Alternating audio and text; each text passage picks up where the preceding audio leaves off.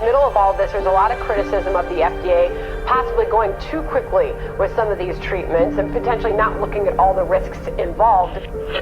Lawsuit accuses several big-name companies of flooding the market with powerful painkillers and making false claims about the risk of addiction. Elsa Carter popped her first painkiller at 12 and was shooting up OxyContin by 16. It almost always would be for 30 pills or more. Any less, and the patient might not get addicted. Doctors would receive a financial cut for every prescription. The pandemic is devastating the very fiber of this country.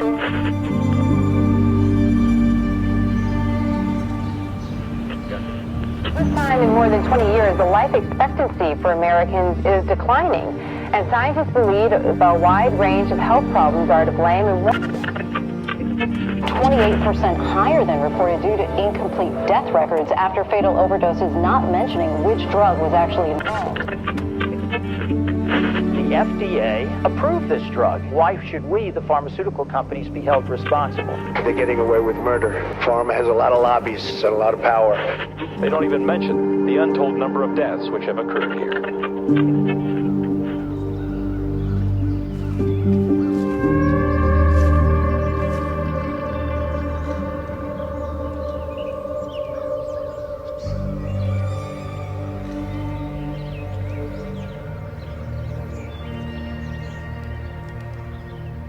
My mom was a great mom.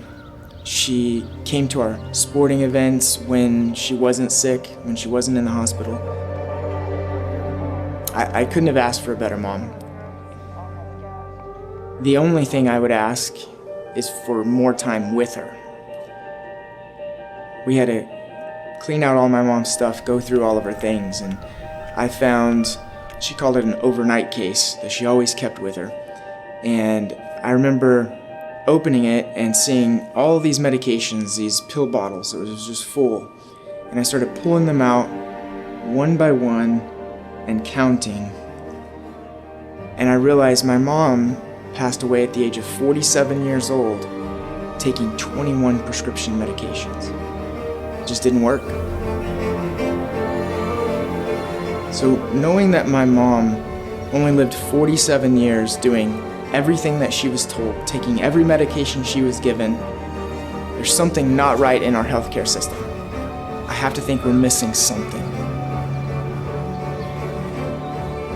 There's gotta be a better way.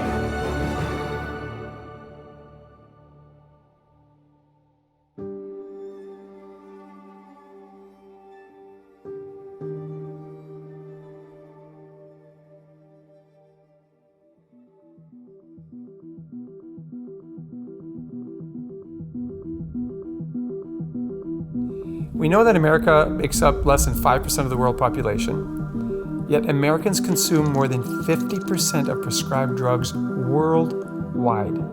How's that possible? We spend more money per capita in the United States than any country in the world. Our genes as a human species have not changed for over 5,000 years. Why are we getting sicker? Even more so in the last 50 to 100 years. We tend to think that we have the best healthcare system in the world. The reality of it is we do not have the best healthcare system in the world. In fact, we are ranked 40th when it comes to life expectancy. We are ranked 44th in infant mortality compared to other countries. That's a terrible statistic. I can tell you I never thought I would get to a day where I came to practice and I saw children on 5, 6, 7 medications. People in their 50s and 60s on 19, 20, 21 medications every single day. And we start talking about surgery they've had. There's a list of surgeries they've had, like they've had for breakfast items or something. It's like, it literally is massive.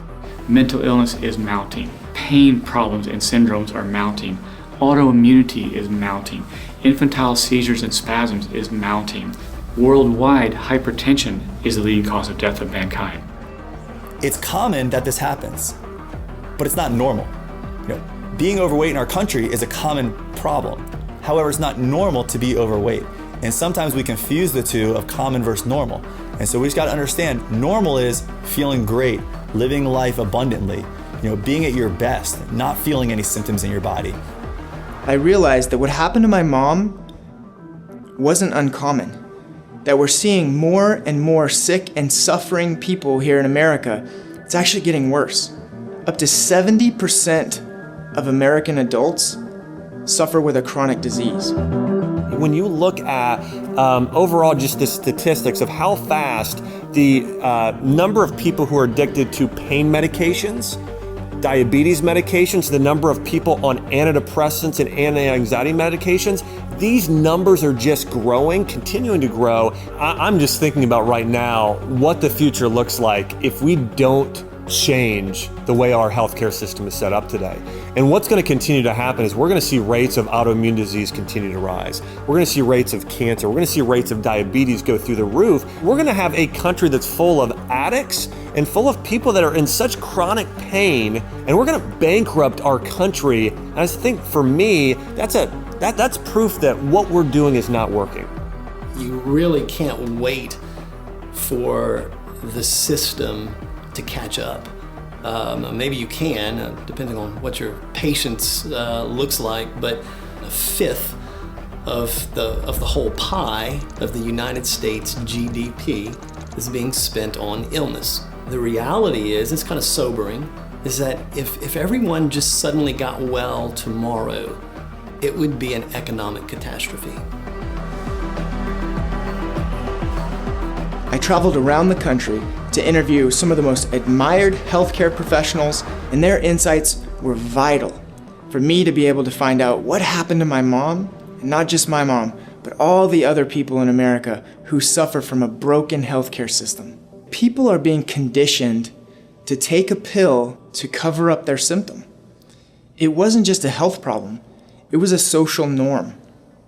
And this type of thinking is what led to the largest drug epidemic in the history of the human race: opioids.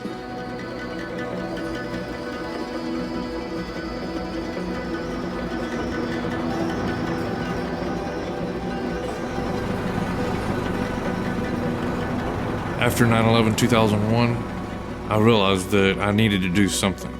I've always wanted to be a soldier, and I've been very fortunate that I was able to fulfill that dream. I was the third truck in the convoy, and my Humvee literally erupted. 700 pounds of explosives buried in the road, and I lost 3 soldiers. I knew that I had been hurt, I just had no idea how bad at this point. I remember looking over and my uniform was melted into my skin. I looked down and my body armor was on fire, and the flames almost looked me in the face as I looked down. We get to the hospital. Apparently, at that point, I was medically induced into a coma that I spent the next 48 days in.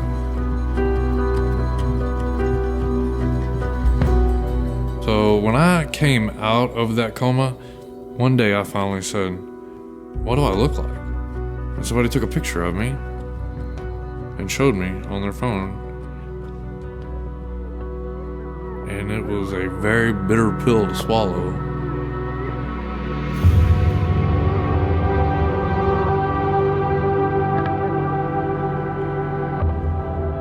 I was like, damn, I used to be a good-looking guy. You know, and I'm trying to look on the bright side of this. I couldn't accept it at first. I felt like my life was over. The pain medication that I was on was a lot, because the pain that I was having to endure was probably more than my body could handle. The sad truth about that, though, is that after a year and a half or more on those medications, I became addicted to them naturally. And it was extremely hard for me to fight that opioid and this want and need at the same time.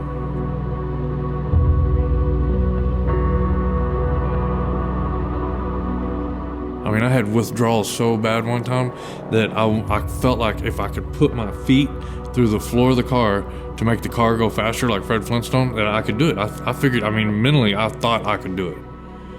You know, there's a cognitive side of me going, you can't do that. But I mean, I'm really feeling like I feel so much of a craving that I think I can do it. It makes you think crazy. I had to carry a backpack with my meds. And it seemed like one pill counteracted this pill, which counteracted that pill, which counteracted that pill. And it just seemed to be this vicious cycle of medication because you're on medication. And so, it was just this chemical cocktail waiting to explode, in a sense. So, how did I get there?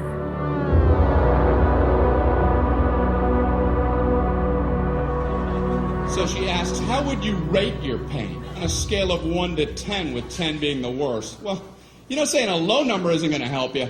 So I said, I guess I'm an 8. She goes, oh, okay, I'll be back. I'm like, oh, I blew it, man.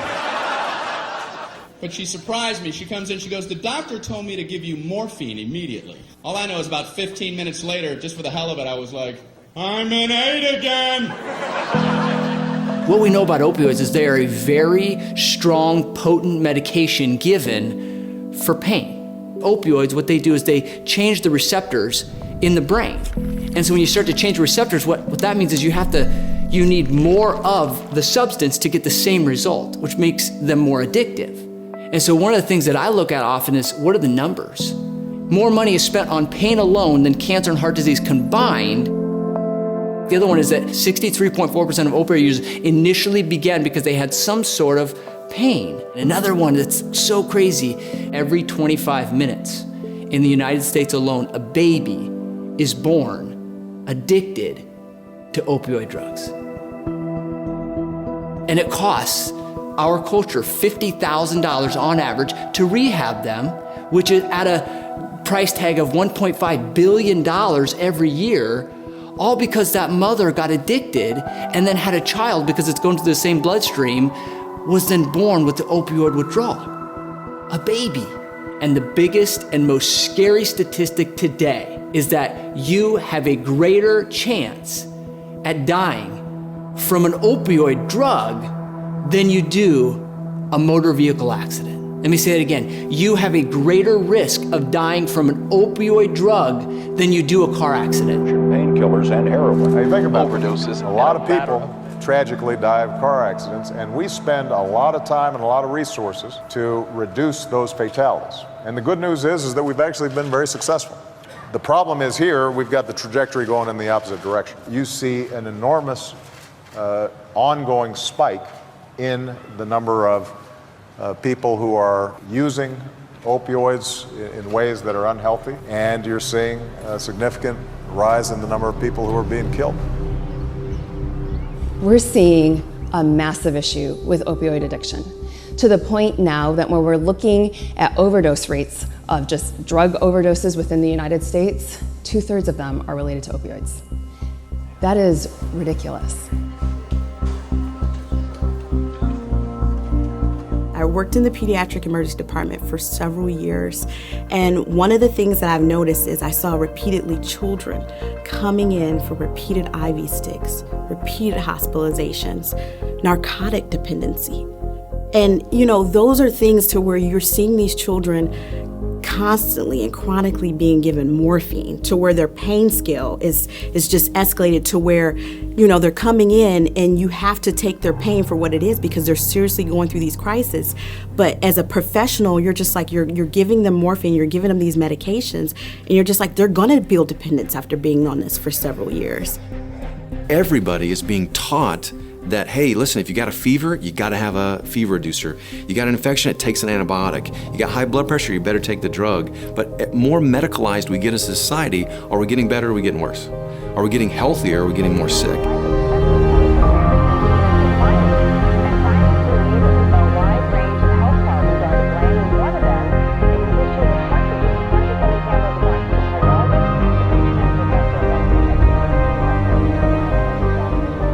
We're just so infatuated with going faster and doing things on the fly. And if we take that paradigm and then apply it to health, it's how can I get healthy faster, right? Like, how can I lose weight faster? How can I get out of pain faster? We're gonna grab the things that's the fastest, and that isn't in alignment with exercise and proper eating and teaching our kids from the mindset to be healthy. To me, because you have pain doesn't mean that pain needs to be eliminated. So they have pain and they're like, oh, because I have pain, I gotta get rid of it. Or they expect that because they have pain, all pain should be eliminated. Now, I'm not saying somebody should be in an immense amount of pain, but there is just the pain of life, right? And so our society, because of multiple reasons, has gotten to a point to where we can't really cope with the pains. And that could be physical pain, it could be mental pain, but these pains we want to eliminate instead of manage. Over the last few decades, opioids have been marketed as a solution to a problem, but now they've become a major problem. They are seeking millions of dollars to pay for the treatment. Feel the growth right there, feel the pain. We're headed down a path that if we don't do something soon, we may not be able to come back from. And the fact is that even the strongest of men are not immune to this crisis. Number 60, Christopher Zano.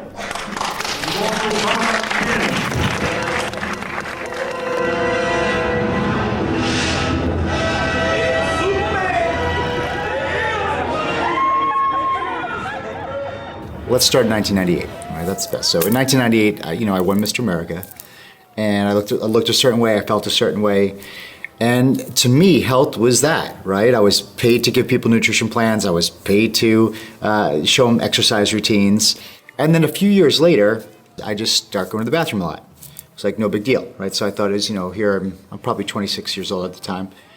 Then I started bleeding every time I went to the bathroom. So that was the tough day when you start to see blood in the toilet bowl.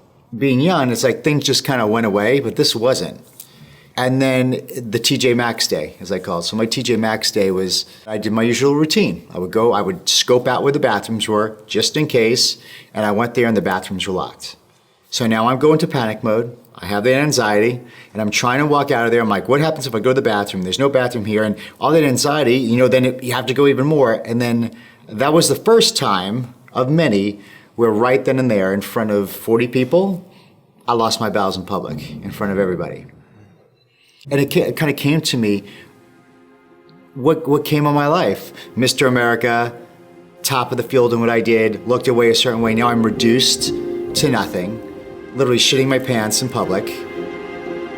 And we went to the hospital, and that was the day I was diagnosed with an incurable terminal disease called ulcerative colitis. And what this is it's an autoimmune disease where your immune system is literally attacking yourself. My immune system was eating my colon from the inside out. He said it was incurable and terminal. Now, terminal wasn't like next week, but it's like, you're gonna die from this. And they put me on a lot of drugs, such as prednisone, which is the nastiest drug out there. The prednisone gave me anxiety, so I was on Xanax and Valium, which later I became addicted to. And then I was put on a drug called Acicol. And because your liver takes up 3/4 of the right side of your abdomen, the Acicol damaged my liver enzymes so bad, I got medically induced hepatitis. Their method wasn't helping. And so I went to Dallas, Texas, Baylor Medical over there. They put me on Remicade, which is an infusion for autoimmune disease, interferon shots for the medically induced hepatitis, then organ rejection medication. Do you see what's going on? Like they're trying to shut off valves, turn on valves, and when you turn on one, you cause another problem. Right. So did that stop it from getting worse? No. I continue to get worse. But now, what do I do? Right. I mean, I checked off all the boxes of all the things to do, but there was one box that had to be checked off that was the final box, and the final box was to remove your colon. Not part of it. Some people get part of it. It was the whole colon. So they told me, listen, you're gonna have a gaping hole at the right side of your abdomen for the rest of your life. You're gonna have a colostomy bag. It'll break, it'll leak, it'll get infected. They said you'll be on $6,000 worth of medication for the rest of your life. And then it started getting really bad. They said, listen, also you're sterile. You'll be out of children, so adoption may be in your future. So this is the option I had in front of me. I made sure I took the meds when they told me to. I made sure I did everything they told me to, so I could say I did everything. You wanted to get well. I wanted to get well. I don't, I'm alive, and I don't know what dying feels like, but that was the closest I felt to this is what dying feels like. We think that taking a drug has only one effect. But the reality is you cannot take a drug without having it influence every aspect of our body, right? The liver has to detoxify it, the kidneys have to, clean it out to make sure it doesn't get deeper, the digestive system is digesting it and getting into the areas that it needs to go in. You can't have a knee pain and take a pain medication for that knee pain to have that knee pain go away without it affecting your digestive tract. In fact, your digestive lining will have small, minuscule bleeding occur from that drug that you just took. It may actually get rid of the pain, but the question becomes at what cost?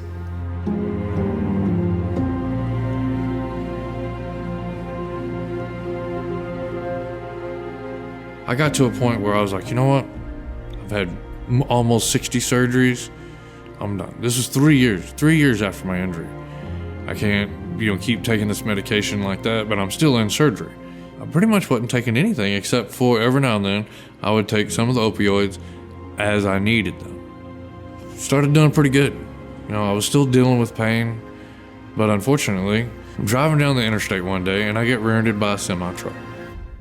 I had fought so hard to get off a lot of those medications, and boom, I'm in so much pain, I'm throwing up again. I finally go to an orthopedic doctor, and he's showing me my CAT scans, my x-rays, and my neck is a mess. My back is a mess. And he's like, surgery is probably imminent. I did not want to hear that. And I said, what about chiropractic? And he said, I wouldn't recommend it because if there's a doctor that doesn't really know what they're doing, you have so many pinched nerves in your neck that they could hurt you. I was like, okay, well, that's not great news. Well, I rocked on there, still living with the pain, still on the opioids, and I'm drinking, trying to compensate because I'm depressed. My life was really dark, and I can't even remember there being much joy in my life at that time. I literally walked by the mirror one day, and it was like there was somebody else walked by the mirror. And I went back and I looked, and I had this just pot belly, and my arms were, real frail looking, and I was thinking, who is that? And I went up there and I got closer to the mirror and I was looking in my eyes, and there was nothing there. It was like it was like soulless almost. I don't remember my wife leaving that morning. I don't remember my kids saying bye or hi or anything. And it was a really, really dark day.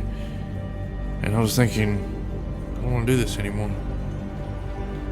I went back to my closet, and I got my pistol. I stood there in front of the mirror, and I put the pistol to my head. And I was like, I'm done.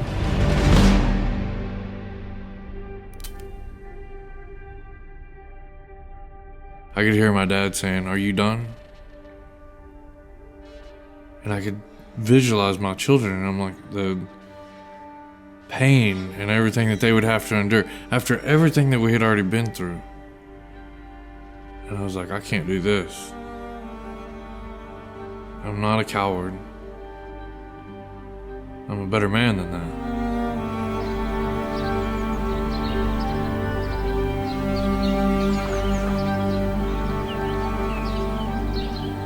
Tell us what happened. Well, the pregnancy was tough. Ethan actually ended up in the birth canal at 24 weeks. And so as he grew, he was growing in my bones, which caused him to have torticollis when he was born. When he was a year and a half, Ethan started having seizures. I came home from work one day, and family had him. And luckily they had taken video of him having the seizures because I had never witnessed Ethan going through any of that. So the second that they played those videos for me, my heart sank.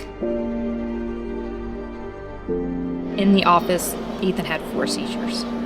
While we were there. He's always kind of had that white coat syndrome. He was in an uncomfortable situation, which obviously triggers him. He was not having like a grand mal seizure. They were more like he would just kind of droop his head down and kind of go away. Ethan, little buzz. That had been hard to watch.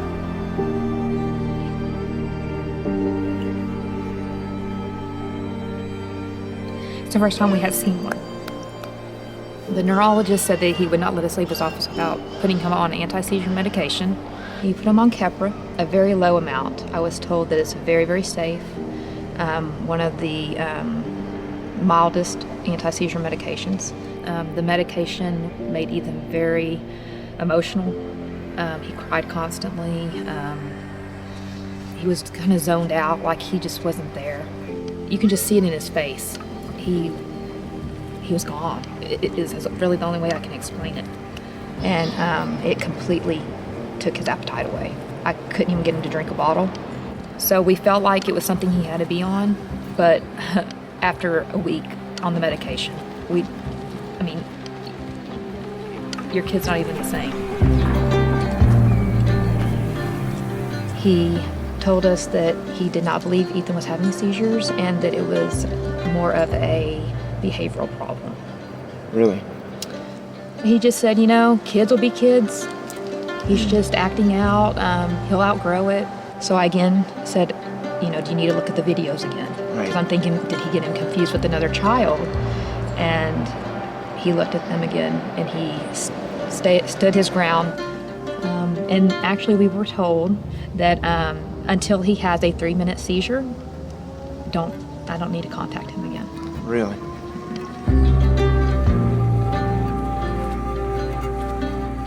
I wanted to scream. He had seen him have 4 in the office. I definitely felt a lot of it was about money because they wanted 3 more EEGs by the end of the year. Why? You tell me you don't need me to call you. I don't need to have another appointment, but he still wanted 3 EEGs just to make sure that nothing was changing. Yeah. He's not willing to help you. Get him off the medicine, let him just be. And you're just left. What do you do? I couldn't believe what I was hearing. Not only was Ethan not being treated, but his conditions were blatantly ignored by his doctor. He was so insistent of putting Ethan on all these medications, despite the consequences. I had to ask a question at this point. Were the doctor's intentions really to help Ethan? And then it hit me. What if our healthcare system's not only broken, but it was designed to be that way? We don't have what I would call a healthcare system. We have a disease care system. And you can really trace it all back to money. Money doesn't change hands when someone gets well. In fact, the flow of money in this system pretty much slows down to a trickle. Money changes hands when we get sick. I think it's purposely broken, right? It's broken to benefit a certain segment. We diagnose diseases and we assign them a code. But now for each diagnostic code, there's a protocol. All of those treatments are generally going to be pharmaceutical because that's what's considered treatment. And so the system is set up so that the only possible legitimate treatment is pharmaceutical. And so if the pharmaceutical companies that get their product into that standard protocol, it's money. They have a monopoly on medical care. What we started seeing then, as we transitioned into the 90s, was the big pharmaceutical companies really trying to educate the public, to let them know about new diseases that they thought we all needed drugs for. And so one of the things that we started seeing were opioids being prescribed almost like candy, right and left to people. And we were told at that time period there would not be that addictive nature. Some patients may be afraid of taking opioids because they're perceived as too strong or addictive. but that is far from actual fact. They do not have serious medical side effects, and so these drugs should be used much more than they are. I believe our society has been manipulated by marketers. And because we have been manipulated by marketers, we have lost the ability to think. We cannot take this lightly because the health of our children, our families are at stake. Listen, drugs are dangerous. Drugs are dangerous. They are not candy. Tylenol is not candy. Statin drugs are not candy. Opioid drugs are not candy. These are dangerous drugs. So when you watch these, I call them flying people drug ads, where it's like, take this pill and you'll fly. This is big. A chance to live longer with Opdivo, nivolumab. La-di-da, and then you hear. Opdivo can cause your immune system to attack normal organs and tissues in your body and affect how they work. This may happen anytime during or after treatment has ended and may become serious and lead to death. See your doctor right away if you experience new or worsening cough, chest pain, shortness of breath, diarrhea, severe stomach pain or tenderness, severe nausea or vomiting, extreme fatigue, constipation, excessive thirst or urine, swollen Close your ankles, eyes if you're watching those things and listen. Don't be distracted by the visuals. Listen and then make decisions and realize that you are being marketed to. It is time that we take this seriously and think. Educate yourself and start looking at what are the statistics, what are the possible ramifications of these chemicals. And here's the deal. Every single statistic that you read, the person's life who is represented in that statistic, they didn't think it was going to happen to them. Same thoughts you have right now. You don't think it's going to happen to you. You don't think it's going to happen to your child, but it does. And regret is a huge burden to carry. Don't let that be you. We're gonna have to wake up as a society if we're gonna fix this healthcare crisis. We can't have patients coming in and telling the doctor what they need to be taking. The doctor needs to make the best decision based on the diagnostics that they found on this patient in order to give them the best possible care. Listen, I don't bring this up because I'm anti-medicine, right? I don't think we should be. But if you just look at the current stats, and these are medical doctors, right? They said that right now, that the amount of suffering that's created by treating symptoms and not fixing the cause and getting people healthy again is in a death toll that is 999,936 people annually every single year. That is equivalent to having 2 jumbo jets go down every single day and 100% of the people dying on them. I mean, just kind of take it off the whole healthcare thing for just a second.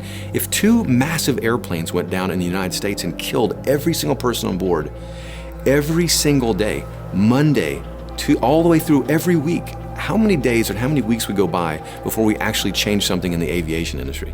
It would be instantaneous. The whole world would rise up and say, listen, we've got to do something here. People are dying. But just think about what that means. That article, that stat, that is 100% true. It was validated. Over 100 peer-reviewed journal articles that came into being to actually make that happen. And it was irrefutable. And yet it went to nothing. And why?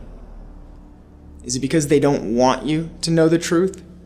In America, we pride ourselves on being able to make money. Businesses, the whole point of having a business is to make money. But when that business produces drugs, and the only way they make money is to get those drugs in your hands, they'll do whatever it takes to make that money. The question I had, though, is who exactly is they?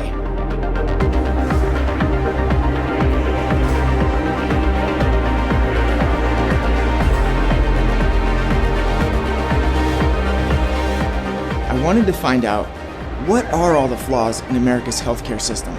So my journey has led me to Cape Cod, Massachusetts, where Robert F. Kennedy Jr. resides.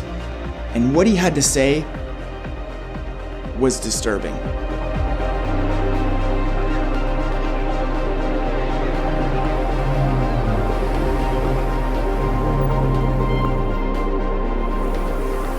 The pharmaceutical industry has an extraordinary resilience.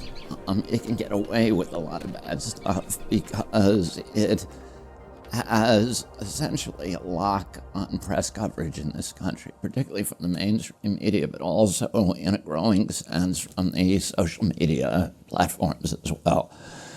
Pharmaceutical drug makers spend about $25 billion a year marketing their drugs to doctors, and about $9.6 billion to customers. So that gives them the capacity to really control the mainstream media. They're not just buying advertising, they're buying content.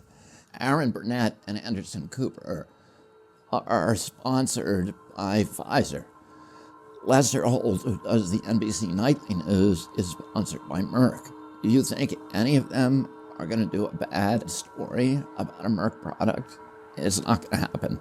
Roger Ailes told me, who was the head of Fox News, that during the non-election years, 70% of advertising revenues on evening news shows came from pharmaceutical companies, and that typically during those periods of the year, out of about 22 ads on a evening news show, that 17 of them were from pharmaceutical companies. Works with your immune system. It's a very, very dangerous situation in our democracy when you have these giant corporations who are able to control the channels of communication. Not only that, but if you look at the big internet platforms, Google and Facebook have separate deals with pharmaceutical companies. Google has close to over a $600 million partnership with GlaxoSmithKline. Glaxo now is in charge of mining medical information from Google. They're also trying to ban any discussion on natural health or on supplements or on things that you don't need to buy from a pharmaceutical company. They want to control healthcare in this country, and they want people buying their products. They have seeded the FDA with their own people. Let me give you some specific examples. You're one of the great conspiracy theorists of the world, but if everybody believed you, they would believe that pharmaceutical companies are just... If Big Pharma controls all the free press, they manipulate doctors, they even spend billions of dollars every year to condition the public to ask their doctor for a pill. We were dealing with something that was even bigger than I had thought. Put medicines on the market that are there to treat complicated illnesses. There is always going to be some risk. Vioxx is here, a prescription medicine for osteoarthritis pain. With one little pill a day, Vioxx can provide serious stomach problems, such as bleeding, can occur without warning. Talk to your doctor about once daily Vioxx.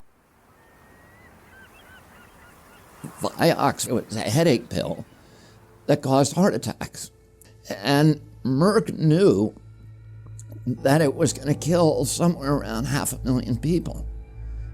We know that they killed 120,000 people. Herein lies the first lesson of the Vioxx debacle, says Dr. Catherine DeAngelis. She's editor-in-chief of the Journal of the American Medical Association. What people should learn from this is you don't believe anything, not one thing put out by a pharmaceutical company. And they ended up paying $7 billion. So why does anybody, it requires a kind of cognitive dissonance for anybody to believe that these companies that are lying, cheating, stealing, and killing in all of their other pharmaceutical products are not doing the same thing with vaccines, and that they can be trusted in any part of their business. 1989 is the red line year, what EPA calls the gateway year, when these chronic disease epidemics began. So in 89, you saw huge amounts of mercury and aluminum and other toxic ingredients being pumped into kids in the vaccine schedule. And in 1988, the chronic disease rates among American children were 12.8%. If you were born after 1989, your chances of having a chronic disease are 54%. I didn't know anybody with food allergies, and yet my kids half my children have anaphylactic food allergies. In the year 2000, Congress found essentially that those panels within CDC, the Advisory Committee on Immunization Practices, which mandates vaccines, is completely staffed, populated by individuals who have financial conflicts with the vaccine companies. And they're approving vaccines. They approved all 72 doses without any safety studies. That's got to tell you something. A true safety study requires a placebo. Never used a placebo. And then in 2009, the HHS Inspector General made a follow-up study and found the same thing, that 97% of the people on those committees had undisclosed conflicts. And there's been repeated studies since then, and it's very, very clear that those agencies are controlled by the industry that they're supposed to regulate. It's really kind of a Orwellian world that pharma is constructing for us.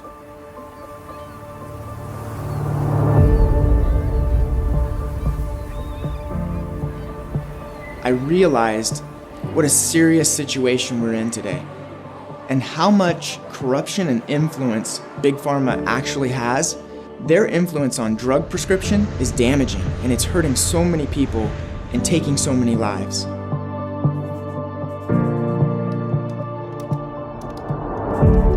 The biggest question that I need to answer is, what, if anything, can we do about our current situation?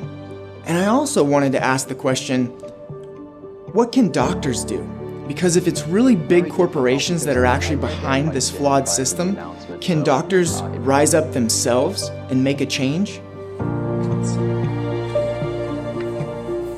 The autonomy that I would like to have as a physician, with the good intent to try and get you better, I can't really practice that because the insurance companies won't allow either the premiums to be low enough or they won't cover the things that we know work.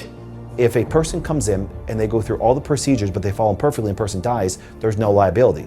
But if they alter, even think a little different way, and I've spoken to so many medical doctors about this, they have to follow protocol, because if a person dies during protocol, they're still not liable because they did what the tribe said was right. Some people call it, handcuffs. You feel handcuffed because you can't really move or do what it is that you want to do in the healthcare system. So in order to have the outcome of decreased pain, increased function, I can't use all the tools that I need in order to help get you better. In medicine, the one thing that clinicians and being a doctor, that Hippocratic oath that we took, it's about compassion. It's about being able to understand why this patient is having the symptoms. Here I am seeing patients every 10 minutes on an interval because I have to meet a quota, or I have to check off a list just to get insurance payers to pay me. And that was not me. I'm the type of physician to where I take time, and if I have to spend extra time with my patients to explain things to them, I would do it. And then a lot of times when I was working with other practices, unfortunately, I was one of those individuals to where I was always there late, or I was always running behind because of that, because I took extra time at the bedside to answer questions. Just looking at the overall individual, I think that's really important.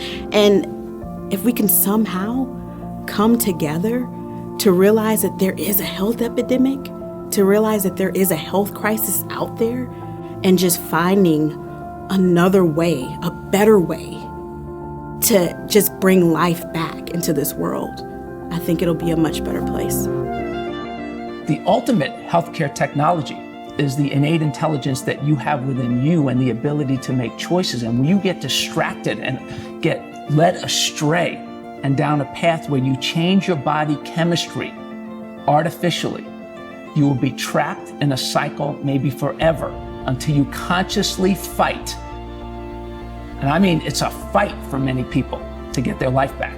It's amazing how we seem to be at odds with the athlete who might take a performance-enhancing drug to perform athletically, but yet we seem to be okay with our children taking a drug to improve their performance on an academic evaluation. And so if you look at across the stats, our healthcare and our education are in a downhill spiral. There has to be a change. The time is right to change the message, to raise awareness, and take back our health.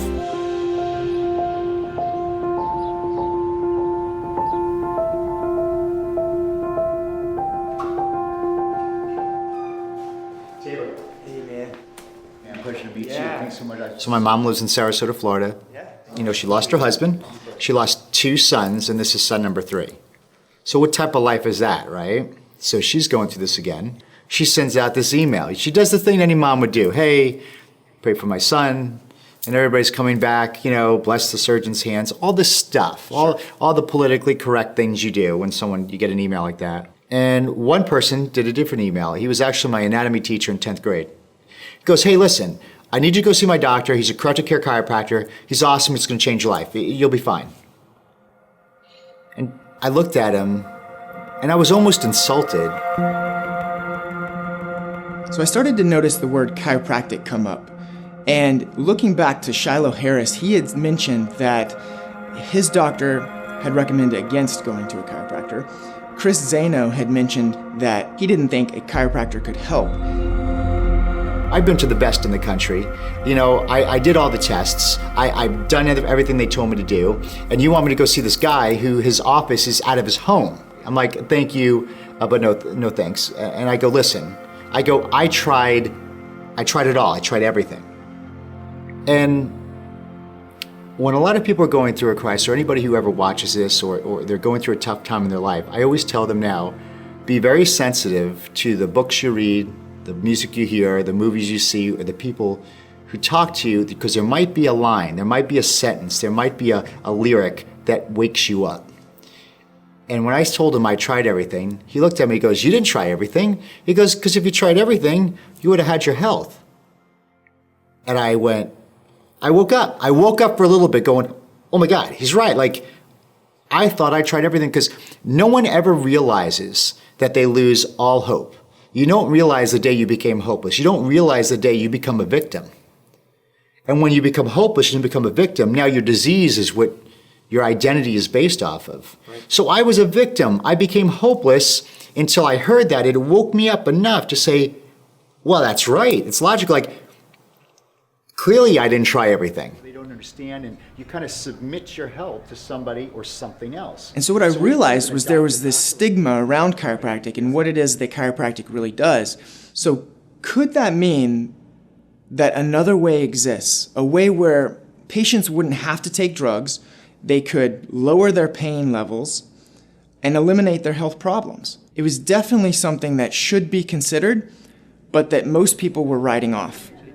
I went in there and he talks to me about the nervous system, the brain and the nervous system. I'm like, okay, I got my degree. Yeah, brain controls everything. Yeah. So I never had x-rays in my spine. No one looked at it. I swallowed a pill that took pictures all the way down my track. They shoved cameras up my rectum to look at my colon, all that. Like, yeah, they did every other test, but no one took a picture of my spine. And so I'm looking at my spine, and your spine has to be straight up and down from front to back. And then from the side view, there's 3 beautiful arcs, especially the one in the neck. And there's a measurement that the first bone that protects your brainstem, which is actually the most important, is that controls all the autonomic process of the body, has to be a certain way. Got it? And so I get to look at my x-rays. So I'm looking at my x-rays. My spine was straight up and down, and then my lower spine, if it should be 0 degrees, straight up and down, it was 20 degrees off. They call that subluxation. There was a 20-degree misalignment or subluxation in that lower spine. Mm-hmm. And I'm looking at that, but I didn't feel it. I never had back pain. Here I'm bodybuilding, squatting, deadlifting, all these things. I never had back pain, and I'm looking at this thing, and I see this massive curvature in my lower spine, and all those nerve roots in the lower spine go to your digestive and colon area. Same area you're having the problem. Yes. What a coincidence. And then that first bone that protects my brainstem, there was 50% pressure crushing upon my brainstem. This is the same area Christopher Reeve damaged and paralyzed himself.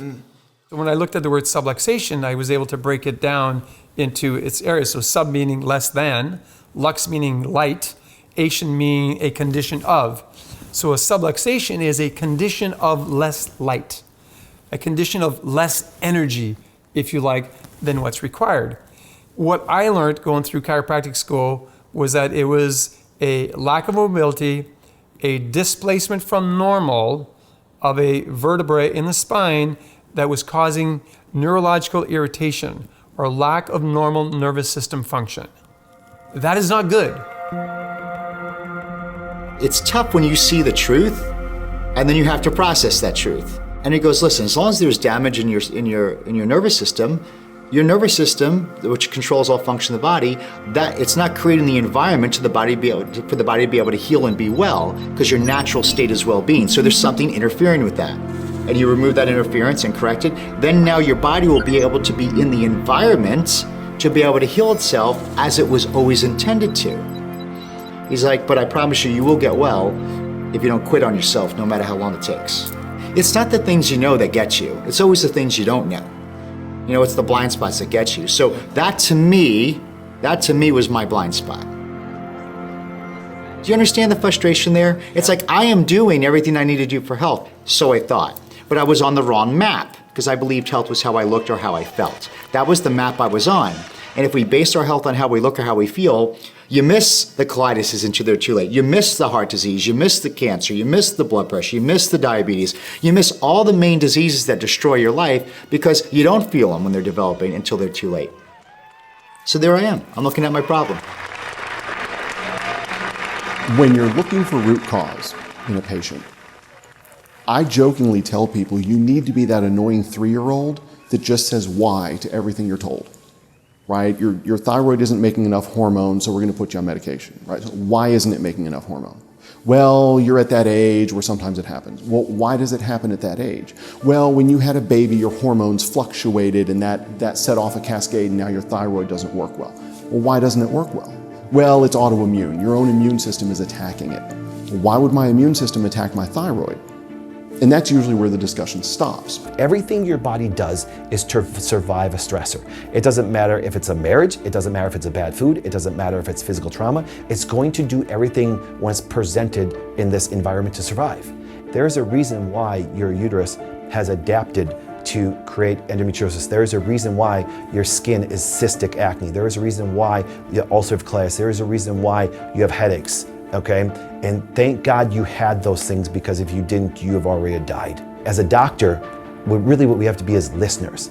The body's screaming at us. It's saying, here I am, now find me. But if you approach it from the aspect that the body is a broken down machine instead of extremely intelligent, you'll never be able to answer that question. When you really think about what is it that they all have in common, all the sick and suffering people in our country, the one thing that they have in common more than anything else is damage to their spine and nervous system.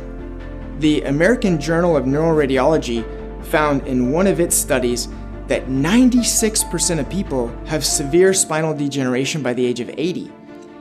And it was the Chicago Institute of Neurosurgery that found 85% of people have spinal degeneration by the age of 50. Spinal decay and degeneration is at epidemic proportions in our society. But again, we're not hearing about this. I get to this event, I walk in and I see this banner that says Patriot Project. And there stands Dr. Novelli and one of his colleagues, Dr. Caroline Malizia. And they're like, hey, we're chiropractors, man. And if you want, we'll adjust you. We're offering adjustments for everybody that's here at the event. And I was like, well, I said, my doctor told me that I probably shouldn't do it. And Dr. Novelli says, oh, your doctor did, huh? And I said, well, no offense. And he goes, none taken. And he said, why don't you just let me take a look at that neck? And I was like, man, I said, I'm so scared. And he said, I've been doing this almost 30 years, Shiloh. He said, let me just have a look at it. And he adjusted it, and it was like lightning through my whole body. But I had instant relief as well. I was scared to death, but he did it, and it was like that bittersweet, and he made me a believer. The health issues that I had before were a lot related to my neck and my back. But again, I was so scared to let somebody adjust my neck. Throughout the course of that weekend, he kept adjusting, making changes here and there. And I'm at a point now to where it's maintenance. I don't have to have a surgery. My surgeries now are elective. and I pray I don't have to have another surgery. I was suicidal 2 weeks before I went to that event. I was still dealing with the pain, and I had no way out of it, except for opioids. I didn't see any light at the end of the tunnel. It was either surgery or pills. Surgery or pills. When I left that weekend and left Dr. Novelli's care and Dr. Caroline Malizia's care, I had hope in my heart. I had hope in my life again. So Dr. Tim Novelli, please sir, stand up and let me salute you, brother. It turns out Shiloh had discovered more than just hope for himself. He may have discovered hope for thousands of others who suffer from pain just like him. In fact, this might be the better way that we've been looking for.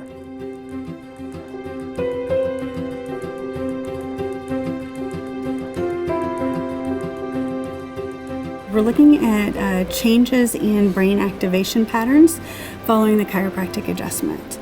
Basically, we monitored EEG changes before, immediately after, and then 1 week post the chiropractic adjustment. And the changes are phenomenal. We did a chiropractic adjustment group and we used sacral occipital technique. And then we did a sham, which is kind of like our placebo or our sugar pill kind of adjustment, so to speak. And then a control that received nothing. And the brain literally lights up with the chiropractic adjustment. And it doesn't with the sham and it doesn't with the control. And the cool part is it actually showed more improvement 1 week post.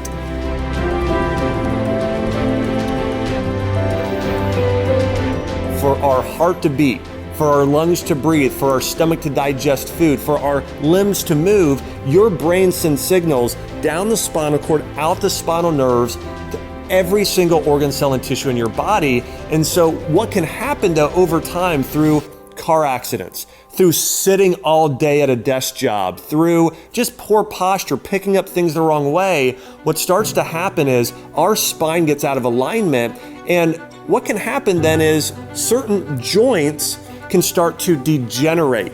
Chiropractic care gets motion back in that area. That brings blood flow. That brings nutrients and different types of vitamins and minerals that actually start to nourish and allow that area to heal and regenerate.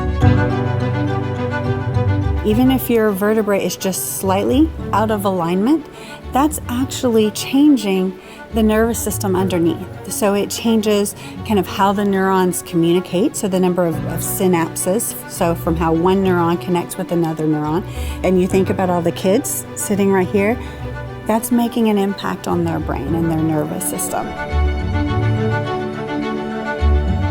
In your muscles, you have these receptors that kind of tell your body where it is in space. Even those receptors, whenever you have a slight misalignment in your spine, then they're giving misinformation. So now all of a sudden, your brain's always having to relearn every time it moves because it gets that information from your spine and says, hey, wait a minute, this doesn't match these other senses. So when your brain's trying to do too many things at one time, it can't spend time trying to remember someone's name. It can't spend time trying to focus on the professor that's at the front of the room.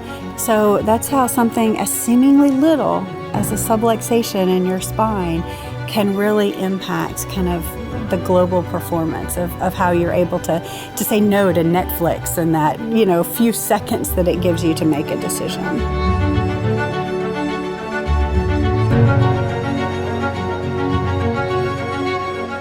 The research has been done, the science is beginning to be understood that you can't ignore your spine and have health. This came way before chiropractic, right? There were bone setters back in the 1800s. There were people, this dates back to hundreds and hundreds of years ago. Chiropractic just put a science and art and a philosophy to taking care of the spine and the nervous system.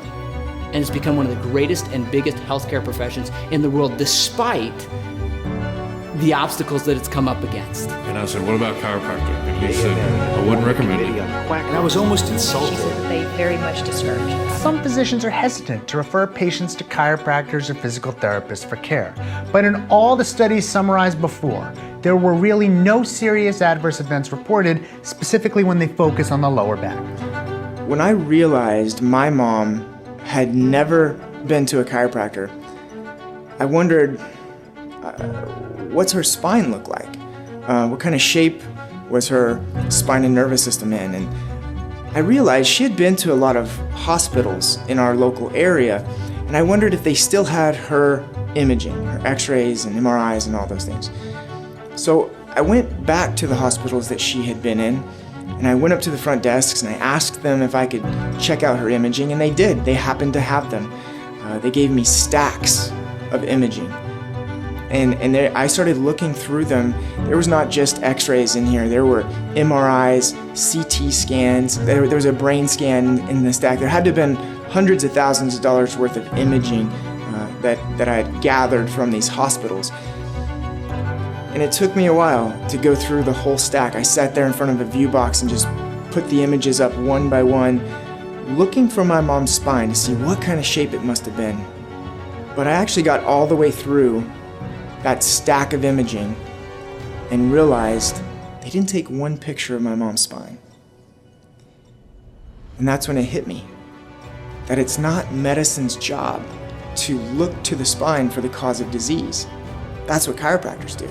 And I'm not upset with medicine. They did their job, but they never once took an x-ray of her spine, nor did they ever refer her to a chiropractor to get her spine and nervous system checked.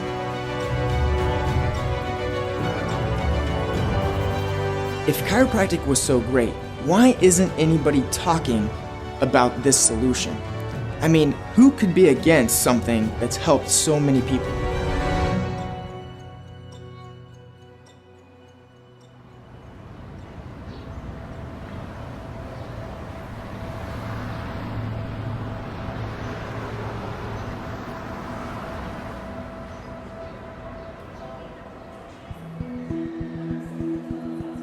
I think you'll have to go back even 75 years.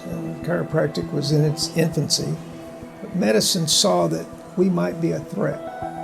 And by then they were organized and they dominated how you were supposed to go to the doctor and get well. And here we were, the biggest threat to them, because we weren't asking for the eyes with the optometrist, the feet for the podiatrist. Chiropractic had the whole body of natural healing. And it seemed like in my dad's era and then the one generation before, everything they did was for the patient. And it seemed like traditional medicine started getting more interested in the money. And I would say there was some good doctor MDs in the 50s, but then marketing came into play. If we made this much money on this, we can make this much money. And the marketing departments started making them money. Drug companies came in, and so they had pain medications. And guess what's happened in the past 15, 20 years? We've got major pain addictions. And it's been a long, hard battle, but I think there was a turning point. The defining moment, I think, was the Wilk case versus the AMA. Only time in history the most powerful lobby in the world was sued by a measly chiropractor, Wilk, Dr. Wilk. The suit claimed that the defendants had participated for years in an illegal conspiracy to destroy the chiropractic profession. Secret internal memos surfaced in a book by an informant, which revealed that the committee's primary mission was to work covertly behind the scenes to destroy the image of chiropractic. The American Medical Association was found guilty at the United States Supreme Court level for actually keeping chiropractic from the public that would have saved millions and millions of lives. They were told they had to pay the 4 chiropractors that made the suit against the AMA, and somewhere in the neighborhood like $400 million or something. And so the chiropractors literally said, you keep your blood money. We want you to write a letter to every single doctor admitting that chiropractic works. It saves the lives of millions of people that would otherwise be alive today if they'd have gotten the truth. And so for me, I think the problem really is not the fact that there is willfulness not to accept it. It's just that there's not enough free-floating information of truth that's not skewed. So what's left? The whole time they're trying to discredit a natural healing profession. They called us uneducated. We had the same pre-med requirements they did, So we got the public to realize we're not uneducated. Now they're dangerous. Chiropractors are dangerous. And it took us 15, 20 years to show that our malpractice insurance is 1/15 what the average MD pays. So who's 15 times more dangerous to the patient? I get frustrated because they are powerful, you know, and you'll be criticized by taking a stand against the medical industrial complex.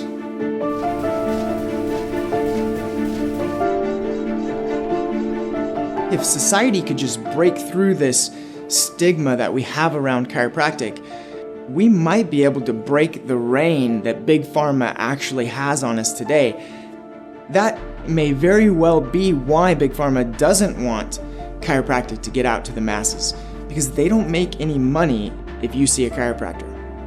So there was a great study in early 2018, and what they found, they looked in New Hampshire, they looked at people with pain, right?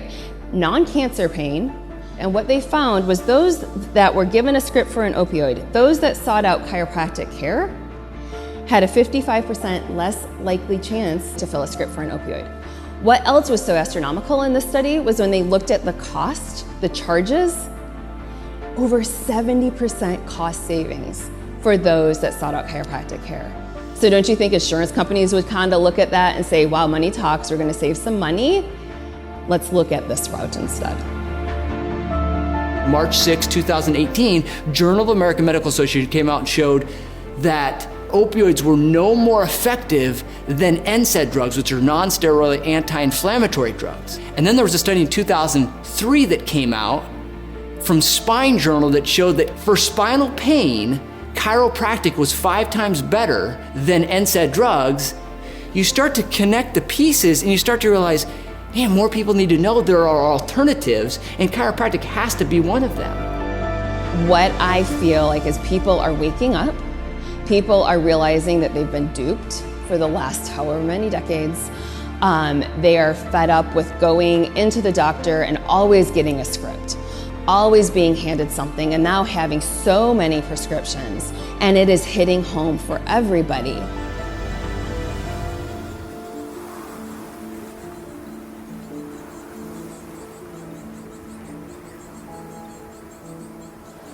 And he stood his ground with that it was more of a behavioral problem, which I was not convinced of that at all.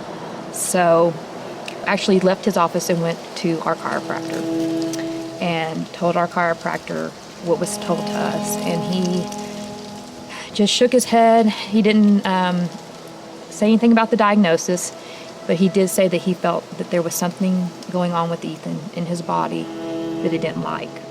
And his body was reacting to it. He said, you know, if you trust me, bring him to me 2 to 3 times a week, and we'll see what I can do for him. Yeah, what did you see?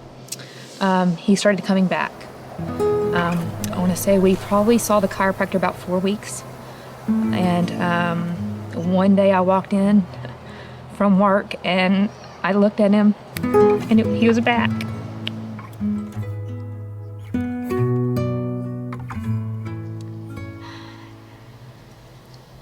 It's very dramatic, but the seizures were less intense. They were changing. They were just different kind of every week. But after about 4 weeks of chiropractic care, when I came home, I just looked at his face and you could tell I knew he was fine. God put the right people in our life because, you know, in a way, it was a blessing that Ethan had some issues at the beginning to lead us to the chiropractor. Because if we had not known about him when Ethan was having seizures, I truly believe that he would still be having problems. He would probably still be on medication. We probably still would have no answers from the doctors. They would probably be, you know, let's just see how he does. You know, his appetite is good.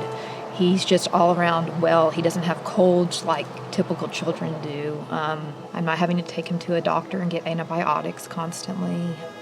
So thank God I have somebody else to go to because I don't know where Ethan would be. I feel like he would have continued and the seizures probably could have got worse. The majority of all children that have come to me in 21 years having seizures stopped having seizures. Every single time they had an undetected, uncorrected subluxated vertebra in their neck. Usually it's upper cervical, and they've got this disconnect on their nerve supply. How many medications is it going to take to fix a subluxated vertebra in your neck? You can try to control the brain and damage it to keep it from having seizures, which is usually what? So the person ends up like this. If he'd have stayed in a vegetative state, how long does this last? It doesn't last forever. Ethan did amazing with the chiropractic treatment that he did. You can even see improvement in just one treatment. You know, especially with children, with medications, they tend to feel a lot of the side effects a lot faster, and they react so much easier because their bodies are so sensitive. As much as you want to believe that it's behavioral, no way. I'm a mom. I know when there's something wrong with my kid. I have 2 boys, and at the time I was a third quarter DC student. My 5-year-old picked up my 2-year-old, promptly dropped him on his head. Corbin went from this vibrant little 2-year-old to just this lifeless lump. He got a fever right away. We literally threw him in the car. I'm repeating CPR on the way to the hospital.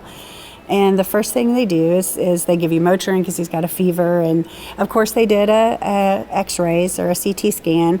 So I look at it, and his atlas was like this. It's not supposed to be like that. But when I would talk to them, it's like, okay, is that normal? They're like, yeah, it's not broken. There's no fractures. Everything's fine. And I'm like, so I didn't say anything, but as soon as we got out of the hospital, I took him to my chiropractor. It was the loudest adjustment I've ever heard in my entire life. But within minutes, Corbin was back to normal. And I don't fault the medical professionals. That's all they had in their tool bag. I was just very thankful that I was in chiropractic school and had a different perspective.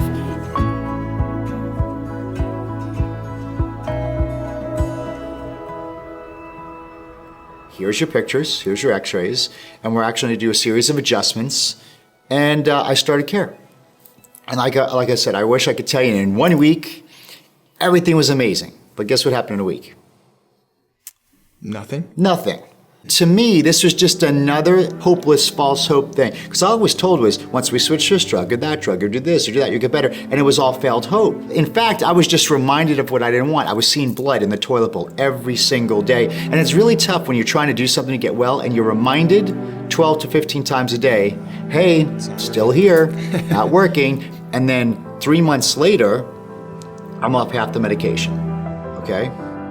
Then 5 months later, I finally was able to get off all the medication. I was stabilizing, the blood was coming down, my weight was stabilizing. So by 3 to 5 months, I started to say I got momentum. I was blessed and happy with, hey, I'm off no drugs. I don't care if I bleed. You know, like any bit of results. You might not have to have a surgery. Absolutely. Yeah. And then at 7 months, that 20-degree curvature in my spine was down to an 11. Okay, so 9 degrees of correction, which was great. Yes, it wasn't perfect, but I was off medications, there was no more blood, and my body healed itself from an incurable, terminal autoimmune disease called ulcerative colitis. Incurable.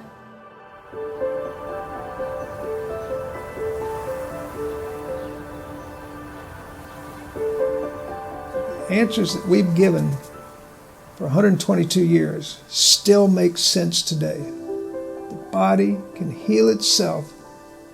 Designed, engineered, architecturally put together by somebody a lot smarter than that whole medical center. It can heal itself. The body is built with the best pharmacy lab within it. It can take a slice out of your hand. The body immediately, through this biocomputer here, sends new blood vessels down there. Sends macrophages that eat up the dead tissue, the bad tissue. It sends 347,000 polymorpho nuclear leukocytes, the white blood cells. Sends platelets to coagulate to where you don't bleed for the rest of your life. Doesn't do it in 1 minute, doesn't do it in 7 minutes, does it in exactly 3 minutes. So it takes that and then puts collagen, creates a lattice network that pulls those two pieces of skin together. And in 7 days, That is healed with the same fingerprint you had before you cut it. Now tell me, you shouldn't rely on the body to heal itself. They think they're bigger than God because only a supreme being can do that kind of work with this biocomputer here without you even thinking. That's the healing that we work with in a natural healing profession. But the drug companies will tell you different. Chiropractic saved my life. And I mean that with every ounce of emotion that I can have. I was suicidal. I left that event with hope. And now I live this whole health system. Chiropractors, as I've learned, have more education than so many other doctors in whatever field they're in. Chiropractors have to know a great deal more to ensure that they're taking care of their patients properly. I see a chiropractic regular, and I can tell you I am off all of my meds except for my blood pressure medicine. And my wife says it's because I like Texas barbecue still. And I guess I'll take that one. But you know what? There's some things that I'm just, not willing to give up just yet.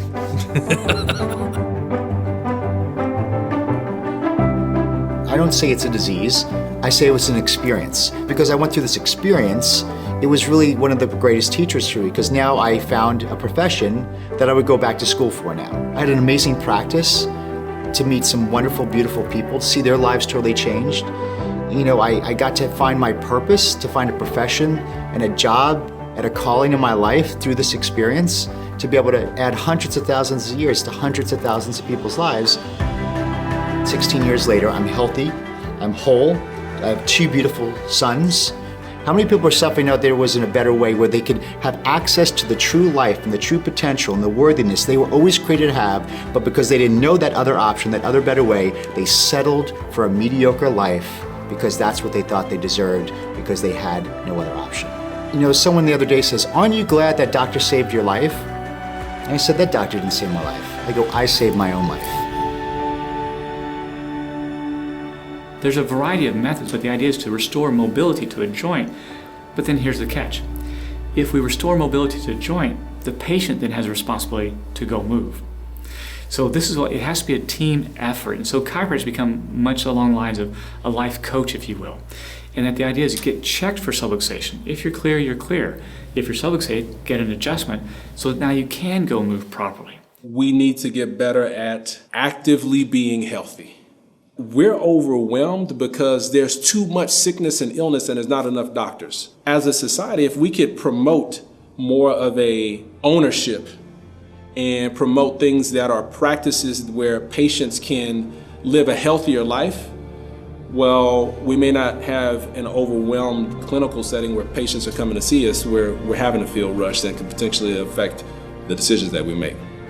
I truly believe that the system we have leads in fear. Don't do this, you're gonna have a heart attack. Don't take your cholesterol drugs, you should expect it. People lead with fear, and I wouldn't lead them with fear. I would lead them with hope.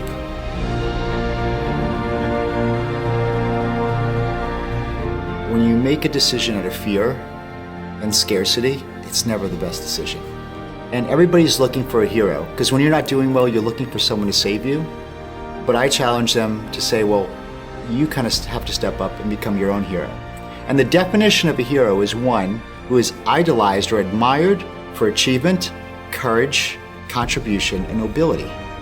So everything that it takes to go through that and to go through the being scared but having the courage to go through it, it's becoming your own hero in doing that.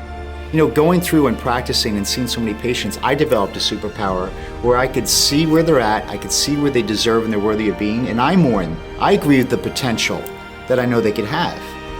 But it's ultimately up to that person, because I'm not going to carry them to the finish line. I'm a guide, but I'm not their hero. They are. And a lot of people just think that that's normal. That as we age, our spines are going to degenerate and you're going to get kind of lipping and spurring, you're going to get decreased motion. But, I had this 80-year-old patient that I would see, and he had fallen, so we went in and we did some x-rays. He'd been under chiropractic care for, 20, 30 years. And we took an x-ray of his spine. Oh my gosh, his spine was beautiful. His discs looked gorgeous. There was no lipping or spurring. His spine was beautiful. It kind of really solidified the fact that we kind of are makers of ourselves. It's the habits we choose to do today that are going to make an impact on what we're going to look like on down the road. I think doctors in general have dropped the ball sharing how important the spine and nervous system actually is to live a healthy life, how important functional medicine is, how important natural health is. My question is, what could we do? What can government do? What can doctors do? And what can the ordinary person do to change this broken system we now have? I definitely think if doctors would incorporate chiropractic care into treatments for their patients, that it would be a better way for them. It's a healthier life. It truly helps them. It's not to say that it takes away from what other doctors would be doing for their patients, but I think if people would be more open-minded, that they would see how much better their patients would do alongside of chiropractic care. We will all be getting chiropractic care just to stay well. My daughter also goes. She's been doing a lot better with allergies. It helps me just get through every day, pretty much, being with patients all day, and it just makes a difference in our whole life for all of us. There are some changes in the younger medical doctor that knows he's not going to be filthy rich. They finally are rewarded for keeping people well, not putting in the hospital, not having that third MRI. Started teaching them with each chronic disease how you prevent it. So there's a movement towards rewarding health instead of paying for disease. And I don't care who gets the credit if that patient lives to be 100 years old and dies with a smile on their face. And I've seen it. I've been there. I'm so thankful that Dr. Tabor Smith has led the charge with spinal hygiene and how important spinal hygiene is, just like our teeth. Like, we would never foresee not having our children brush their teeth when they're really young.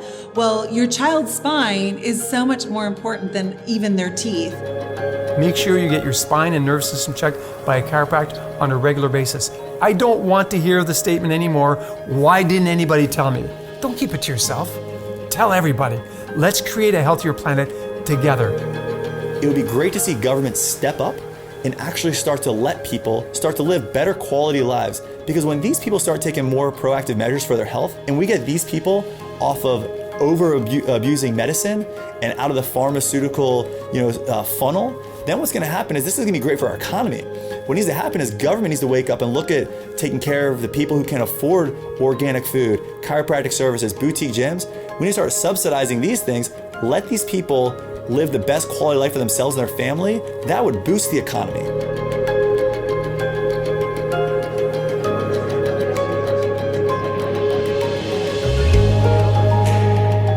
Within the chiropractic community, we don't have money from Big Pharma because obviously we're a non-drug and non-surgical profession, and money talks in Washington, D.C.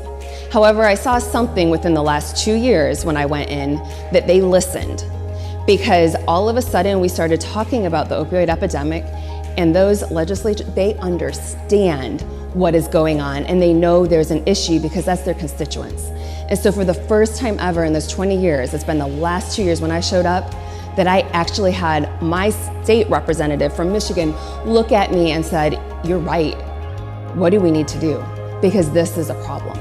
And whether it's in my small community or somebody else's small community, this is happening if you just open up your ears and listen. Study out shows there may be gross underreporting of opioid-related deaths. Series on the opioid epidemic with a look at it's not going to happen any longer. Recent studies showing that chiropractic care cuts down on the use of opiate There should be pain three meds. curves: a forward curve in the neck, a back curve in the mid back, and then there's this other forward curve in the low back. In this ongoing addiction crisis, it's time for an adjustment. Everyone in our healthcare community is going to have to come together and do their part.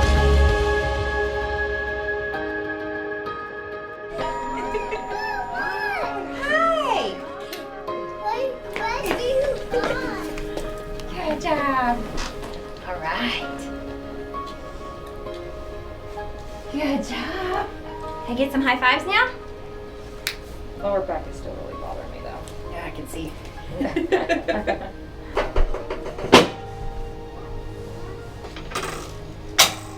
Okay, on your side for me. I want quality of life, and I want to be here for as long as I can to build that legacy for my family. I went into that concept with just about everything I've done. If I can save one person with this. And right now, I'm talking to you. I'm talking to the person that's watching this movie. Your life is worth it. Make the change and live a better life. It's all right there in front of you, waiting for you to come take it.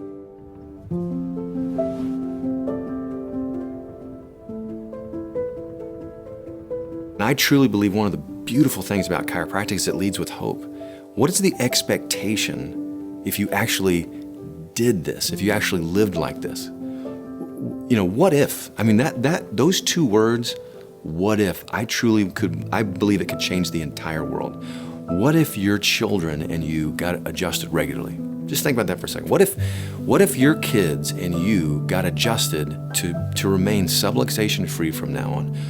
What if you did that? What could the possibility be? And I can tell you, after 32,000 people back here, and 5 continents, and 4 U.S. Olympic teams, I can tell you, my personal experience for the families that do that, they're off medications. They're not making medical visits. They're not paying off medical bills that they had because something happened. And right now, if you're watching this film and you're questioning, man, is this maybe something, I almost don't want to get my hopes up again? Let me be very clear. I didn't say it was a magic trick. I didn't say there was a wand where you just click and everything goes away. But there's a better way. And all it takes is one little step.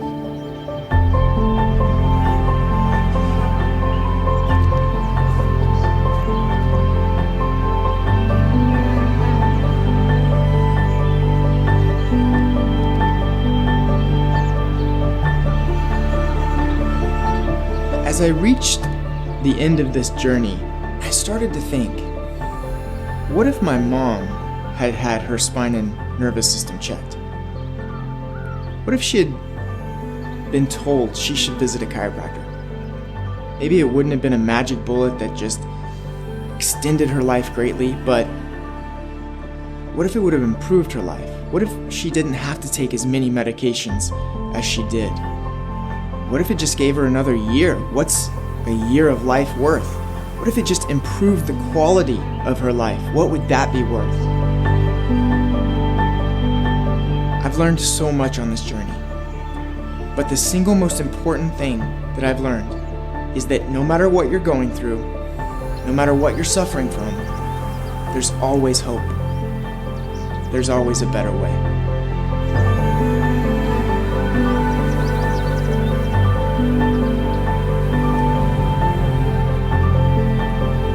If I could talk to every single person on the planet about this one topic, and I had the opportunity, one shot to get somebody, to get a whole world to listen to me, I would use 2 words. What if?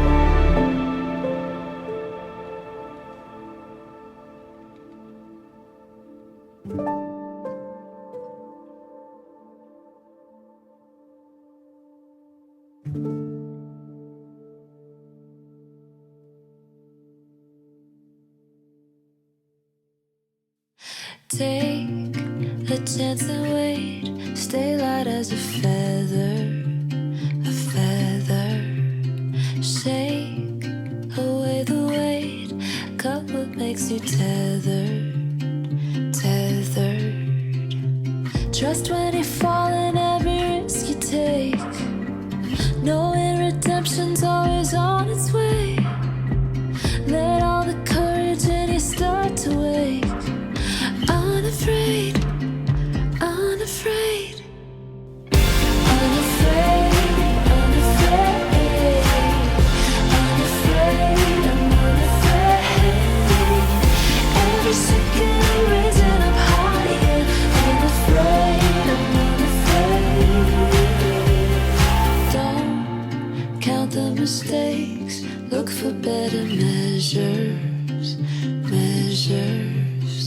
keep hope in your gaze, hold truth as a treasure, treasure.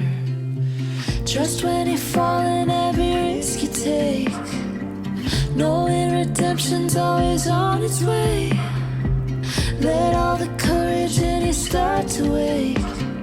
Unafraid, unafraid, unafraid, unafraid, unafraid, I'm unafraid.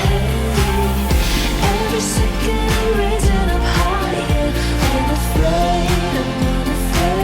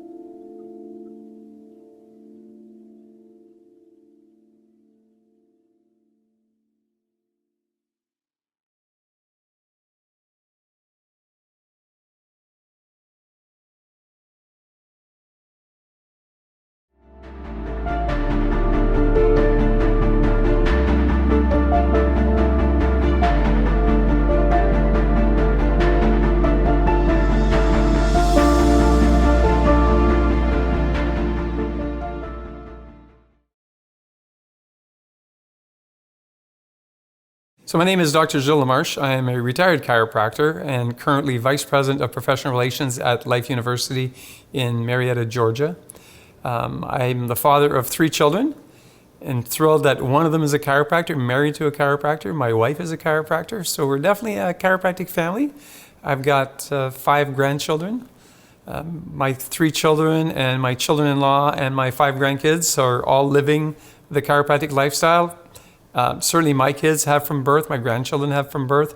So we understand the value of a fully functioning nervous system and a good functioning spine to actually maintain a healthy lifestyle, including healthy immune system function. You know, one of the things that my kids used to get asked all the time is, how come you never miss school? And it got to the point where my children were so upset that their friends were missing school and getting, 3, 4, 5 days off of school at a time, and my kids weren't missing any, that I started taking them off school for wellness days because my kids just never got sick. And of course, that was common conversation with the teachers. How come your kids never get sick? So it always gave me an opportunity to teach the teachers about why my children were always so well. And one of the statements, or rather the question line that I usually use with people if I'm going to talk about chiropractic, instead of just say, hey, let me tell you about chiropractic, I invite them into a conversation. And if I'm asked, what kind of doctor I am, because that's the common question you're asked, especially if you book your reservations as Dr. Gilles Lamarche kind of idea. And I'd always done that purposefully, so I would get asked the question, what kind of doctor are you? And I say, well, can I ask you a few questions? And my first question is always, if you think back to high school science class, what do you remember your teacher telling you was the most important system in the human body? And it doesn't matter where I am in the world, but certainly in North America, Canada, United States, the number one answer, and if we were playing Family Feud today, the number one answer guaranteed is not even a system. People tell you the heart. We have been driven in society to believe that the heart is the most important part of human functioning. And of course, because of how I ask the question, I'll tell the person, you're right, because I never want to make them wrong. I want to invite them in conversation, because I ask them, what do you remember your teacher telling you? So they say the heart, and I'll say, you're right. That's probably what your teacher taught you. Can I ask you a few more questions? And then of course they always say yes. I said, I'm going to assume that you went to sleep last night, you fell asleep, and you woke up this morning, your heart was still beating. And they go, well, yeah. I said, what told your heart to do that? And they look up and they go, geez, I don't know. And if they're in really, really good shape or something like that, I can tell they've exercised. I'll ask another question as it relates to exercise. I said, you look like you're in really good shape. Did you ever notice that when you exercise, your heart starts to beat faster, your lungs start to breathe quicker, you start to sweat, your body changes? They said, yeah. I said, and what tells your body to do that? And again, they go, I don't know. And then my next question is always, what's in here? And I point to the skull, and they say, my brain. And then I ask, what does your brain control? Number one answer, everything. So in other words, we know that the lay public, people listening today, you know that the brain controls your entire body. My job as a chiropractor has always been to help you understand how the brain communicates those messages to the rest of your body. So that's how I've been able to entertain some phenomenal conversations with people. And it brings me to a particular example. I was getting in the back of a taxi that my assistant had booked in advance for me at the Toronto airport, and jump in the back of the cab. And a gentleman of Indian descent, later found out he'd been in Canada about 5 years, says to me, so Dr. Lamarche, what kind of doctor are you? And I said, I'm a chiropractor. I'm sitting in the back seat and I can see him look in the rearview mirror, and he goes, I've heard of you guys, but I don't really know what you do. So I took him through that line of questioning. What do you remember your teacher telling you? And then he looked in the mirror and he said, I think God put you in my car today. And I believe that we're exactly where we're supposed to be anytime we are where we are. But I said to him, why would you say that? He said, because let me tell you about my wife. And he told me a story about his wife. She was under 24-hour watch. She was suicidal. She originally had started with pain in her neck. It had gone down her arm. At the point that I'm talking to her, she had lost all function of, I believe, her left arm. She was in constant pain. She'd seen every doctor under the sun and nobody could help her. And he said to me, do you think I should take her to a chiropractor? And because I'm very Socratic, I looked at him and I said, well, what do you think? He said, I think I should take her to a chiropractor. I said, I agree. So when I got into the office where I was going at the licensing board, I sent him a name by email. I sent them 3 names and 3 telephone numbers of doctors that I knew in his area that could, take a look at his wife and potentially help her. And what's so rewarding about that is I've never seen that man since. I've never met his wife. But about 6 weeks later, after that interaction in the back of his cab, I got a short email, and it makes me feel like a little teary-eyed almost even now, and it's been way over a decade. And it was very short and simple. It was, thank you for saving my wife's life. And I was like, wow. What if nobody had ever told him? What if I'd never gotten into the back of his cab? What if? And I've been asked that question, what if so many times when people would come into my office and say, how come nobody's ever told me that chiropractors can do that? And so I've made it my duty for over 40 years now to actually teach the chiropractic paradigm of health and healing. And that's why I feel really, really honored that you've chosen to interview me for this film. You're actually helping me live my mission, my vision for what is possible for humanity as it relates to healthcare, because we recognize that all organic systems in the universe, including the human body, is conscious, self-developing, self-maintaining, and self-healing. And the caveat is that provided there's no interference. In other words, provided that the messages that come from the brain are completely communicated to the entire body. And when that occurs, people live a healthy life.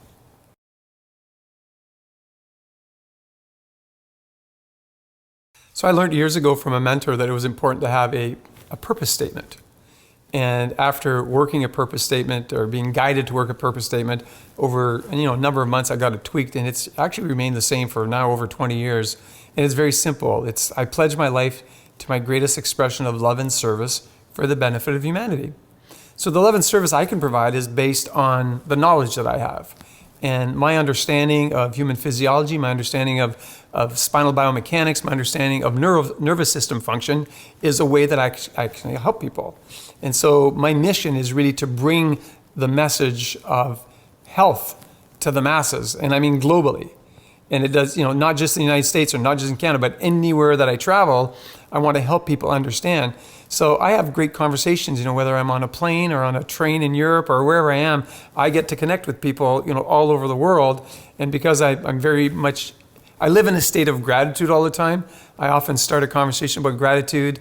I typically have, 4, 5, 6 heart-shaped gratitude stones in my pocket, and I'll start chatting with people about whatever the day is, whatever's nice going on. I might chat with a flight attendant or somebody at a counter somewhere, but I have these great conversations with people. So it enlivens me to think that sharing a message of hope and truth with people actually changes their life, or actually puts them in position where they can make better decisions that will then lead to changing their lives. So teaching the chiropractic paradigm, teaching natural healing, that's what I'm totally jazzed up by. I've written a number of books. I've got a number of other books still on the drawing board that will be written, and that's my hobby. So I really want people to understand what health is all about. And I personally have a great health story. I've been a chiropractor, as I said, for a long time. I discovered chiropractic at the age of 12.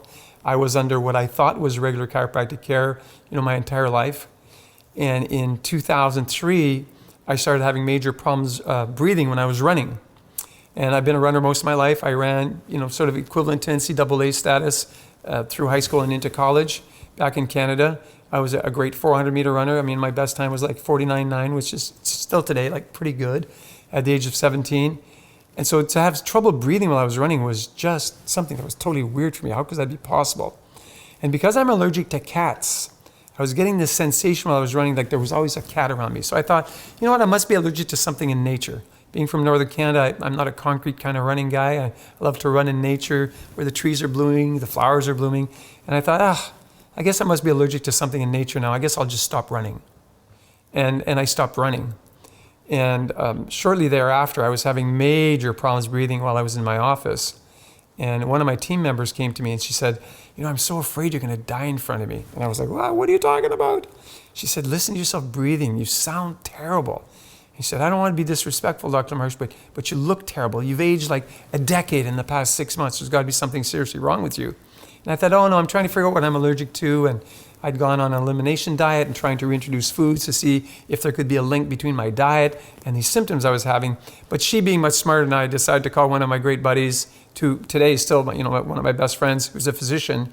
And he knew that I lived the chiropractic paradigm. I really wasn't somebody who went to a medical doctor at all. I've never taken a prescription drug in my entire life. I know that sounds weird to most people, but I've never even taken like aspirin, Tylenol. None of that's ever put into my body since the age of 12. Prior to that, before I understood the chiropractic paradigm of health and healing, I lived the normal, traditional, Canadian/North American life.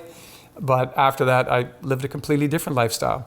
So my buddy, knowing that, even though he was a practice member in my office, his children were practice members, he called me, he said, "Hey, Gilles, if I'd made a promise to someone, you're the only person who could help me fulfill my promise, would you do whatever it takes to help me?" I said, "Of course I would. That's what friends do." He said, "Great, I'll see you tomorrow in my office at 4 o'clock. And he hung up the phone. That was before cell phones. Still had a phone hanging on the wall. So he hung up the phone, and I thought, Michelin must have called him. So of course my assistant called him, and I went into his office that day. And over a period of a number of weeks, a number of tests from him to cardiologists, etc., I was diagnosed with a terminal condition called primary pulmonary hypertension. And when I researched that condition, I realized it was terminal. In other words, you're going to die, and there's no way around it. And the average prognosis, post-diagnosis, is about 24 months. So there I was, 2003. I was given about 24 months to live, and I completely believed it. I believed it because I was aging so fast. I was in so much discomfort as it related to my breathing that I just couldn't see myself living that way. And so the only option that the cardiologist gave me, including my friend who sort of gave me the news because he was my PCP, my general practitioner, he said, "You need a double lung and heart transplant." I was like, "A what?" He said, "We need to replace your heart and your lungs. All 3 organs need to be replaced, otherwise you're going to die." And he's such a good friend that still to this day, my children in their 30s call him Uncle Barry, and his kids in their 30s call me Uncle Gilles. So that type of deep friendship. And he said to me, "And I'm not going to let my nephews and my niece, live without their father. You're going to do this." And I was like, "No, I'm not." He said, "Go home, read about it. We need to talk. We need to put your name on the transplant list." So I went through that space in my own head, in my own heart, trying to figure all that out. I did all the research, and I discovered, what he was telling me was the truth. That was the avenue. I then did research on double lung and heart transplant recipients. You got to be on anti-rejection drugs probably the rest of your life. Didn't fit my paradigm very well. And after studying all that, I made a conscious decision that I would transition. I thought, if God wanted me to have a double lung and heart transplant, he would have put a zipper, a big one right here, to make my life easy, and it wasn't there, so I wasn't going to do it. So after conversation with my family, I made the conscious decision to retire from my practice. That took about 6 months. During that 6-month period of time, I succumbed to the half-hourly use of Ventolin while I was in my practice. Just pump it in my lungs 2-3 times, just enough so I could breathe for the next 30 minutes or so and take care of the patients that were in my practice. And so on the 14th of April in 2004, I went home to prepare myself to transition. And I did when people know they're going to die, they do certain things. You write all the notes, you take care of your finances, you plan your funeral. I did all that stuff. And I was okay. I didn't go through stages of anger. I didn't go through stages of denial. I just knew this is it. I've had a good life. I've been blessed, and I'm okay. And 31 days later, on the 15th of May, I woke up, and the first thought, which I will not say on camera, was not very nice words that I heard in my own head, but was like, beep, beep, beep, you're an idiot. You're an idiot because for all these years you've been preaching and teaching the chiropractic paradigm of health and healing. And the second thought was, so there's got to be something seriously wrong with your spine and nervous system. But the second thought was, well, how could there be? I get checked by a chiropractor every week or 2. And it was the third thought that really woke me up. Because the third thought was, but never by the same chiropractor. In other words, I was not a practice member in any practice. I got checked by whoever I happened to be having lunch with that week. One of my buddies, there was 9 chiropractors in my community. We'd have lunch together on a regular basis, usually on Thursday. We'd go to one office or another, we'd get checked. But nobody really understood the normal functioning of my spine and my nervous system. So all this noise died down in my head. I was like, what if?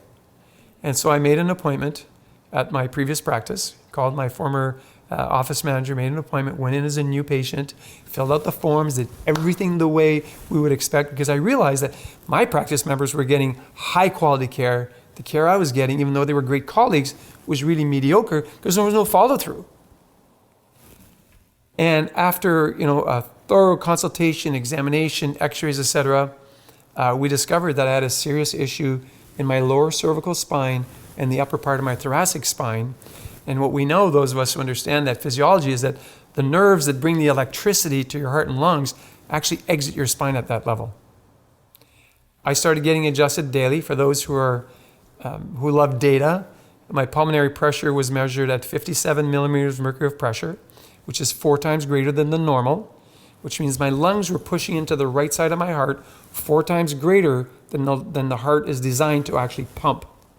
So my body, because the human body has this wonderful capacity to adapt, over the years where my symptoms had started, even though they were quiet symptoms, right? I didn't have trouble breathing for years. I had trouble breathing while I was running. The rest of the time my breathing was normal for a number of months.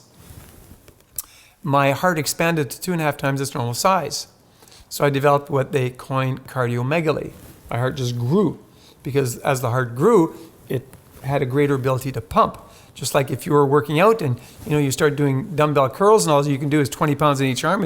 If you pump it long enough, within a period of weeks or months, you're going to be at 25 and 30 and 35 and 40 and 45. And what's going to happen to your arm muscles? They're going to get a lot bigger. And that's basically what happened to my heart.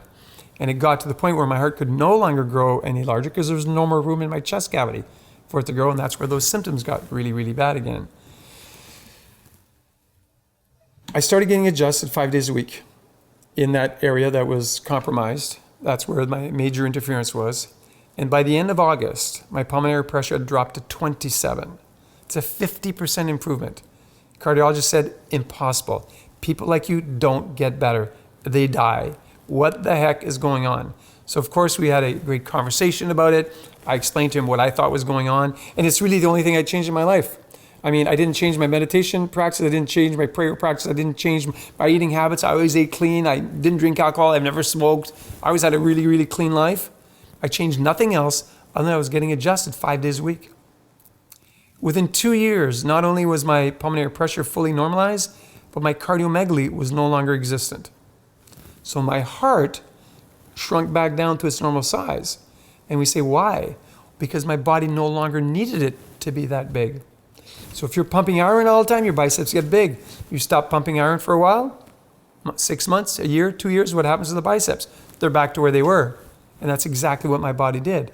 So my body adapted when there was stress and I had an inability to breathe, and my body adapted again when I was breathing normally, when I was getting normal exchange of gases, through blood. So my O2 coming in, my CO2 going out, my body started working normally. And I can tell you that I feel younger and look a heck of a lot younger at almost 64 now than I did at 48 then. So the body has this innate capacity to heal provided there's no interference. And I want people to know that. I've shared my story on many stages across the globe. I've shared my story not that long ago actually on YouTube because a chiropractor from Europe asked me if I would share the story. And something super interesting happened because he said he would share it with some of his patients, and I got a private Facebook message from someone I did not know and said, I just listened to that YouTube video and I wonder if I could speak with you. So I got on the phone with this young gentleman, found out he was 30 years old, married with 2 children, diagnosed with primary pulmonary hypertension, and could see his life going down really, really fast. In our conversation, found out where he lived. He lived in Canton, Ohio. I've got a great chiropractor friend in Canton, Ohio. I referred him. My friend called me just a couple weeks ago. We got on FaceTime and he says, I saw this patient. He says, Jill, he's got exactly what you had. He said his spine from his lower cervical to his mid-thoracics is so fixated. It's like a block of wood. It hardly moves at all. So it's only been a couple weeks. So I'm anxious to hear from my chiropractor friend again to see how that young man is doing. All because of what? Because I'm just living the mission of telling the truth and putting it out there and letting people discover. And if they should, have issues, that they could potentially be helped by a chiropractor.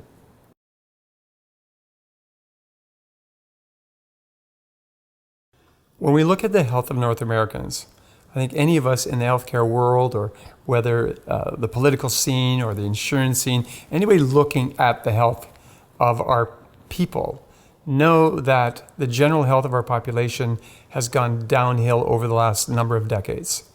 And then you look at the paradigm that the average North American lives in. We know that America makes up less than 5% of the world population, yet Americans consume more than 50% of prescribed drugs worldwide. How's that possible? When you look at all the health measures that the World Health Organization measures, we know that the United States ranks somewhere, and it depends on what you're looking at, but if we're looking at the last decade, somewhere between the 37th to the 43rd healthiest country in the world. We spend more money per capita in the United States than any country in the world. Compared to Sweden, I think we spend 8 times more per capita. Why is it that we have a sick culture? Well, there's a lot of research going on to discover that. But if we look at the paradigm of healing as it relates to what we talk about in chiropractic, that the body is this self-healing mechanism, provided there's no interference, we know that the paradigm that has been lived in North America for the last probably 50 years is an outside-in paradigm. You have symptoms, let's hide the symptom. Let's get rid of the symptom. People have pain, hey, let's start prescribing them opioids to get rid of their pain. Now we know what we're doing. Oh, absolutely. We're in an opioid crisis. The worst healthcare crisis in the history of mankind exists right now in the United States because the approach that has been taken is one of outside in. That's where our number one problem is. Number two problem is that people really don't take personal responsibility for their health. Each of us are responsible for what we put into our minds, what we put into our mouths, how we take care of our bodies. And that's what we need to change in this culture. When people start to understand that it's not the insurance company that's going to get you healthy, that you must make wise decisions to get yourself healthy and to keep yourself healthy, and that insurance exists in case of a crisis. I mean, God forbid I should be, driving down the freeway and I get T-boned and I have a broken leg. I'm going to need a great orthopedic surgeon to fix that broken leg. But at the end of the day, the surgeon is going to splint it up or bolt it up, do whatever it is they need to do. And what's he going to do or she going to do with me? They're going to let me rest so that my body taps into its innate mechanism of self-healing. I mean, even a surgeon knows that he or she doesn't do the healing. So as it relates to, me being a chiropractor and wanting people to understand that, I've been passionate about that now for, 40 years. And it keeps me passionate because we know that we have a major issue with the healthcare paradigm that the average North American is living. I mean, just drive down the main street of any city or small town in North America, and it's fast foods all the way down. People aren't putting good in. People need to start realizing that whatever you put in is what your body then uses to make the new cells as your body recreates itself, depending on what tissue, every week, every day, every 6 weeks, every 6 months. If you want good tissues to be reproduced, you've got to put good in. And so you also want to start seeing symptoms as your body's innate ability to tell you that something is wrong. A symptom is not made to be covered. A symptom exists to let you know. So if we look at body temperature, for example, we know that the average body temperature is 98.6 degrees Fahrenheit. And with a lot of people, especially with children, the child has a temperature of 100 degrees. Immediately, what do they want to do? They want to give them Tylenol to lower the temperature. Well, if they were instructed that the temperature rising is your body's way of killing off the bacteria or the virus that's actually you're infected with, then people would say, okay, well, I guess I need to let the temperature rise. And so what we know to be true, and I did this research back in my chiropractic college days, what we know to be true is that the average bacteria or virus, individual bacteria or virus, have a lifespan of 24 to 48 hours. We also know that they don't reproduce over 102 degrees Fahrenheit on average. So think about that. Simplicity. If they have an average lifespan of 24 to 48 hours and they don't reproduce over 102, if you have a temperature over 102 for 48 hours, the ones that were there died and they weren't able to reproduce, and therefore what happens to the body? It gets healthy on its own with no interference. Now I understand, in today's society, often both parents work. What do you do with a child who's got a high temperature? You've got to, keep them in bed. You've got to keep them cuddled. You've got to keep them, even warm. But they need love. They need attention. And unfortunately, people have succumbed to the use of whatever it takes to lower the body temperature, and then the child gets sicker for longer. And I believe, again, there's no research behind this, but I believe, and had multiple conversations with the people, is that is probably why we have such a high incidence of chronic diseases in our culture, where children have not been given the ability to develop their immune function over time with these little tiny infections, where the immune system keeps getting stronger and stronger and stronger, so they get hit with a major infection, and they end up with major degenerative diseases because of it. So whether it's autoimmune disease, cancer, etc., whatever it might be. So we've got to go back to the roots and recognize how the body was designed, because guess what? The bodies today are designed exactly the way they were designed 500 years ago, 5,000 years ago. Our genes have not changed in over 5,000 years. So when we hear, scientists saying, well, it's genetic, that is not true. And the new science of epigenetics is showing us that what's causing disease with a lot of people is what gene is turned on or what gene is turned off. And that's a complicated science that's evolving, but our genes as a human species have not changed for over 5,000 years. Why are we getting sicker? And why have we been getting sicker even more so in the last 50 to 100 years? Lifestyle. Lifestyle is a huge issue. People taking responsibility and being provided with the knowledge that they must have to make the wise choices. So I always saw my role as a healthcare practitioner was to help people make wiser choices and take responsibility for their health. And that's what I still feel, very deeply passionate about, helping people discover that truth for them and what they can do to rediscover their health, and then what they can do to maintain their health. And once they have that knowledge, how they educate, their children and their children's children, and bring that paradigm alive, so we stop thinking that health comes from the outside in, but rather recognize that health is expressed from the inside out.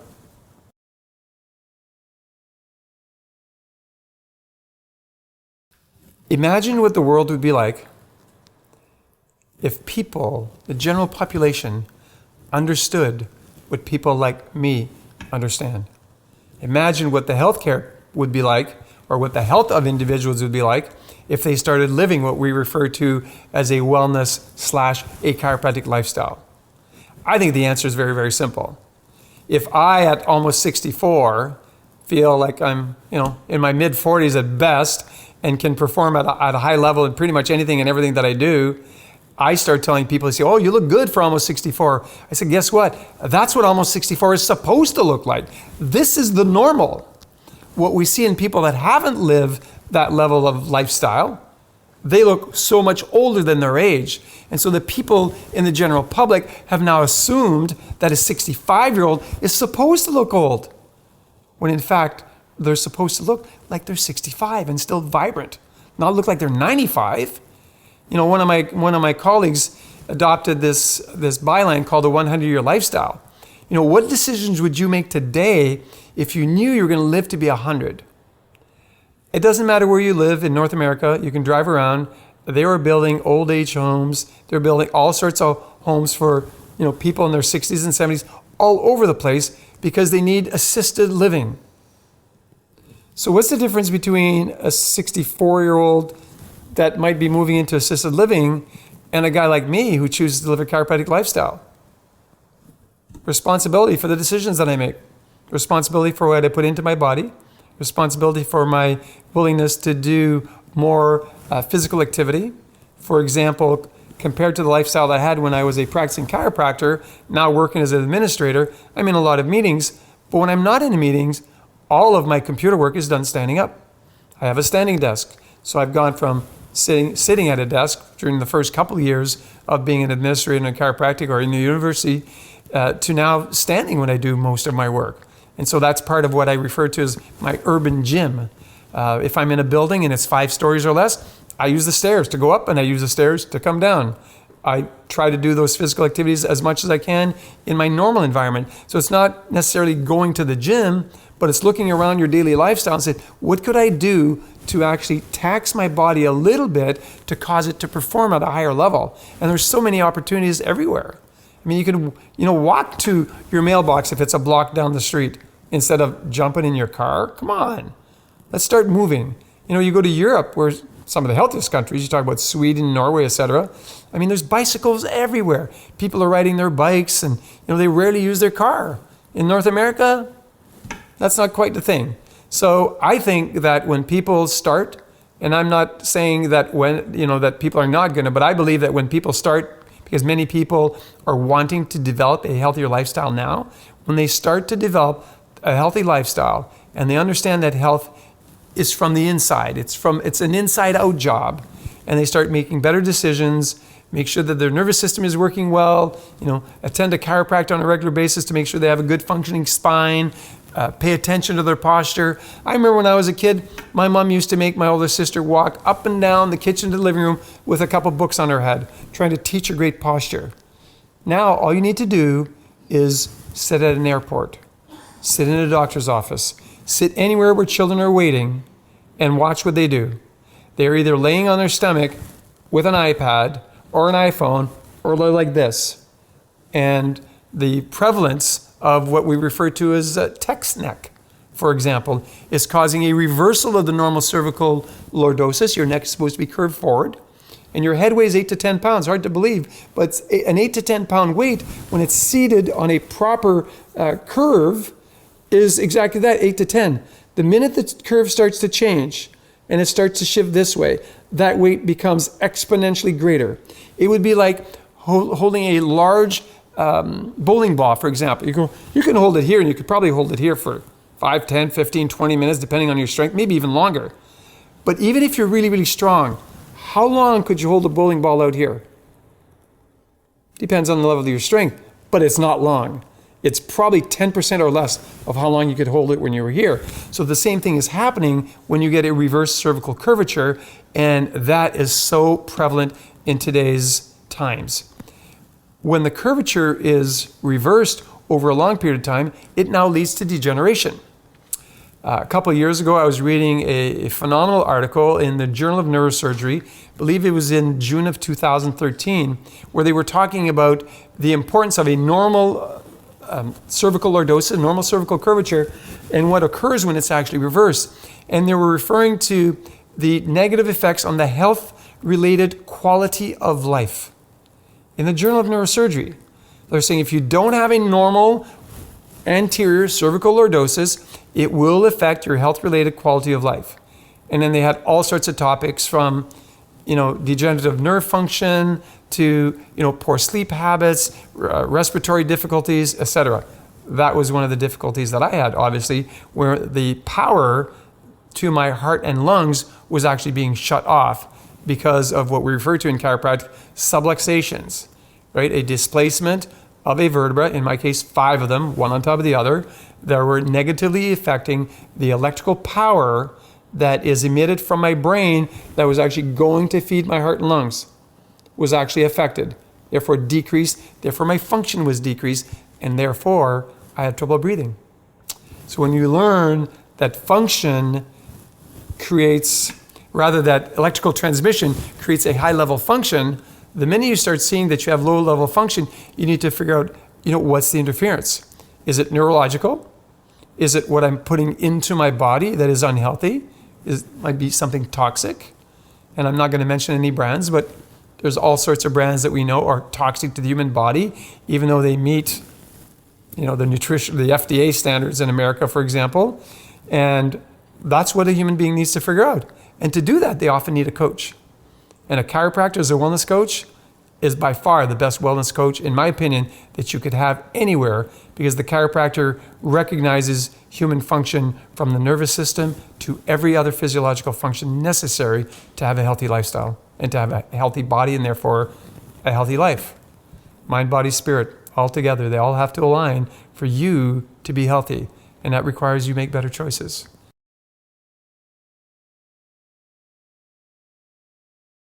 When you look at the subluxation, being a bilingual individual where French was my first language, when I started learning to speak English properly, I would tell you that my best friend that I hung around with the most was the dictionary. So I would walk around with the dictionary and I was looking at words because I transitioned from a French school system all the way through high school to an English undergrad university. So when I looked at the word subluxation, I was able to break it down into its areas. So sub meaning less than, lux meaning light, ation meaning a condition of. So a subluxation is a condition of less light, a condition of less energy, if you like, than what's required. Some people will tell you, well, it's like a displacement of the spine. Others will tell you it's a different input because of lack of motion, different input to the brain. So science is still discovering what a subluxation truly is.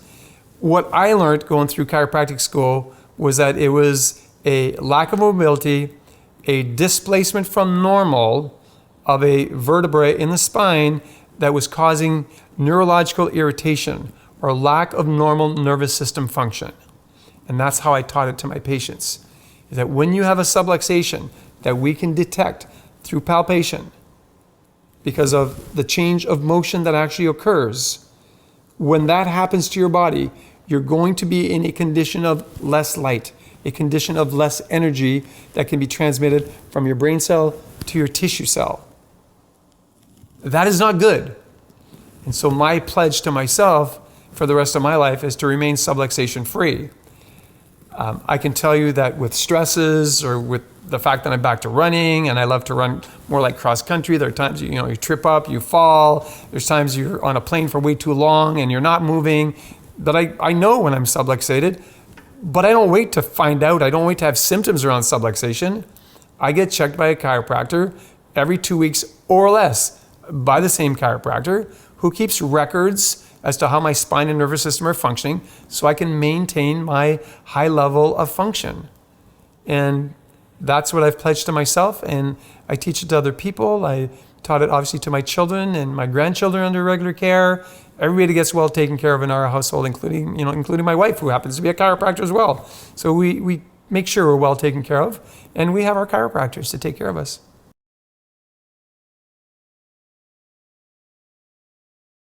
During my 25 years of active practice, I've seen some amazing results with thousands and thousands of patients who became practice members, and whether they were newborn babies all the way to my oldest patient, I believe was like 97 years old.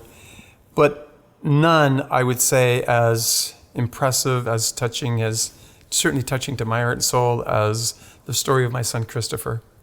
At the age of 14, Christopher and I and his best friend Matthew were at our lake house. It had been a long day preparing for the family party the next day. It was July 1st long weekend, where we celebrate Canada Day in Canada. And we'd had the entire yard ready for the next day's party, and we had beer and soft drinks in the coolers. We prepared the entire event. And I was really retired, and I said to my son, I said, make sure that you put the campfire out before you go to sleep, and stay off the lake and stay off the jet skis. Do all the things that a normal parent would do to make sure that his child and his buddy is safe. And I went to sleep. And I often say that I hit the pillow, I fall asleep so fast that when I reach over to turn the light off, I turn the light off and I fall asleep before the room gets dark most of the time. So I fell asleep, and shortly after I heard this boom, boom. And I woke up just sort of long enough to realize, oh my gosh, they must have taken some of the fireworks for tomorrow's party. Oh, my son understands safety. And I just went back to sleep. As my neighbor would later tell me, about 20 seconds later, there was a third boom. And it's not the boom that woke me up, but it was the sound of my son's voice screaming, "Help, I can't see." I jumped out of bed and I innately knew exactly where he was. I ran down the 88 steps down to the beachfront from our lake house, because we were built pretty high up. And I saw Christopher there in shock with fire still coming off his face, still flames on his face. And I grabbed him by the seat of his pants to scruff his neck, and I literally dunked his head in like you would dunk, like a cork into the water to put the fire out. And I carried him up those 88 steps. Don't ask me how I actually did it, but I physically carried him up the steps. And when I got to the top, I grabbed the towel, dunked it into one of those coolers that was prepared for the next day, really, really cold. I wrapped his face, and I rushed him to the hospital. And all he could say, "So sorry, Dad, so sorry, Dad." And I was like, I didn't lock up the fireworks. And when we got him into the emergency department at the Timmins District Hospital, he asked for three things. He asked for his brother and sister for moral support. That winter, he had broken his arm, and I allowed him his first shot in his life. They gave him a shot of Demerol, I believe, to ease the pain so they could set his fracture. And so he laid on the gurney. He said, "Can you ask him to give me what they gave me, because when I broke my arm, because this really hurts." He had second and third degree burns through about 50% of his face. What I later found out that had happened is that the two blasts went off. He had read the cartridge. He saw there was two blasts in the cartridge. He let the two blasts go off, waited a little bit after the second blast, and reached over to take the stick and dip it in the water to make sure there was no sparks. But unfortunately, there was a third blast that wasn't written on the cartridge. And the third blast hit him in the face, went into his nose, and actually came out of his mouth. So burnt his entire sinuses. He had no eyelashes left, no eyebrows left. And his nose looked like it had been cooked, like you cook a hot dog or s'mores on a campfire.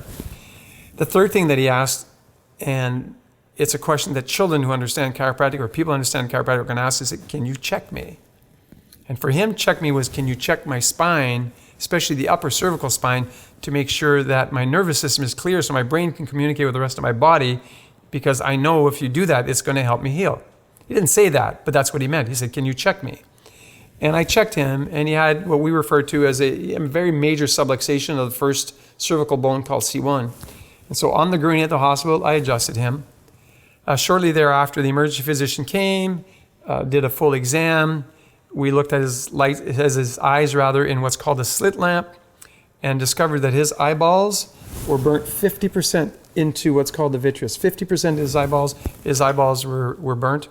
And so the doctor says, you know what that means, right? I was like, your child's going to be blind for the rest of his life. And it was not an easy time. And we went on to have multiple conversations about when an ophthalmologist would be available in this small town where we live. And it wasn't until the following week. We were now on a Saturday. So I tell this doctor that I knew, I said, hey, Rick, he's your kid. What do you do if he's your kid? He said, I get him out of here and fly him to Toronto. I said, then let's go. So we got an air ambulance, flew him to Toronto, went to one of the top children's hospitals in the world, Sick Children's Hospital, saw 2 ophthalmologists on Sunday morning, told me exactly the same thing. His eyes are already starting to scar. Your child is blind. We saw a team of 3 plastic surgeons, and I get shivers just telling you this, and it's a long time ago. It was 1999, it's almost 20 years ago.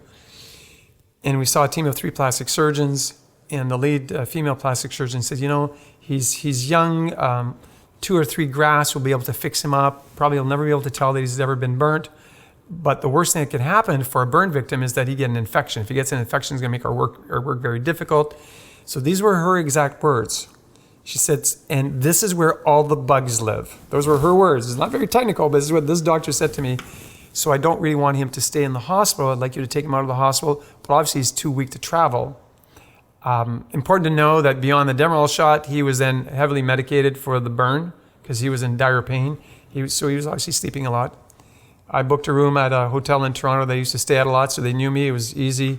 Got there, and my natural instinct, for some reason, without really thinking about it, was we got into the room. I automatically took the pillows off by the headboard. I tucked the blankets at the headboard, and I untucked at the footboard. And I, helped my son get into bed and sleep. And I would check him. And any parent will tell you that it doesn't matter the age or the size of the child. If they moan or groan, you are there. And so I, as his father, every time he moaned, I was there, and I was guided to just keep checking him. It was not an intellectual thing. It wasn't that I thought this is what I need to do. But I knew when I would check him and he always had the same subluxation, I would correct it again.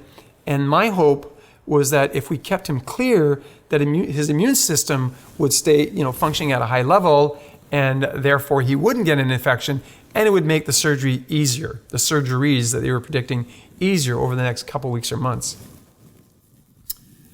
Christopher would wake up for a few hours. I'd get him a bowl of soup or something from room service. I'd feed him, give him the medication. He'd go back to sleep. On the Wednesday, he wakes up and he says to me, Dad, do you have a blue shirt on? I said, yeah, I do have a blue shirt. Why? He said, well, because until now, every time I opened my eyes, all I saw was black, but now it looks like there's a color. I thought, that's cool. I really thought nothing of it. That night, as God be my witness, and Christopher could tell you the same thing, I turned on the TV, because he asked me to turn on the TV, and he could tell me everything he saw on that TV screen. From the color of the car to the clothes that the people on the screen were wearing. And I broke down. I was on my knees just bawling my eyes out, just thinking, wow. Because to me, it was like, this is miraculous. This was not supposed to happen. That's not what they told me, all these doctors I spoke to, because they were telling me based on their experience, what they were expecting. And they were great. The service we got was second to none. It was phenomenal service. And my son said to me, Dad, why are you crying? And I said, you can see. He said, yeah, did you think I was going to be blind forever? And I said, yes. And he taught me my lesson that I've taught so many people. He said, Dad, the power that made the body heals the body. It happens no other way. And I was like, from the mouth of babes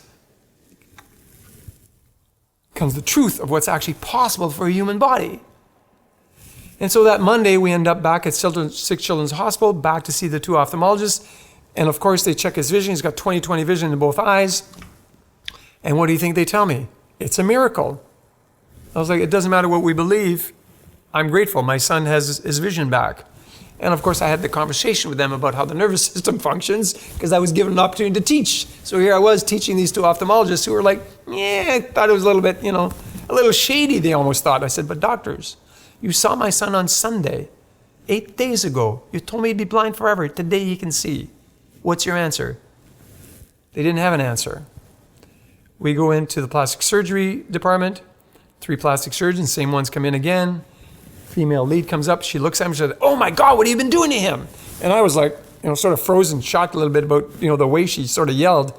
I said, well, what are you asking? She said, what have you been putting on his wounds? I said, nothing.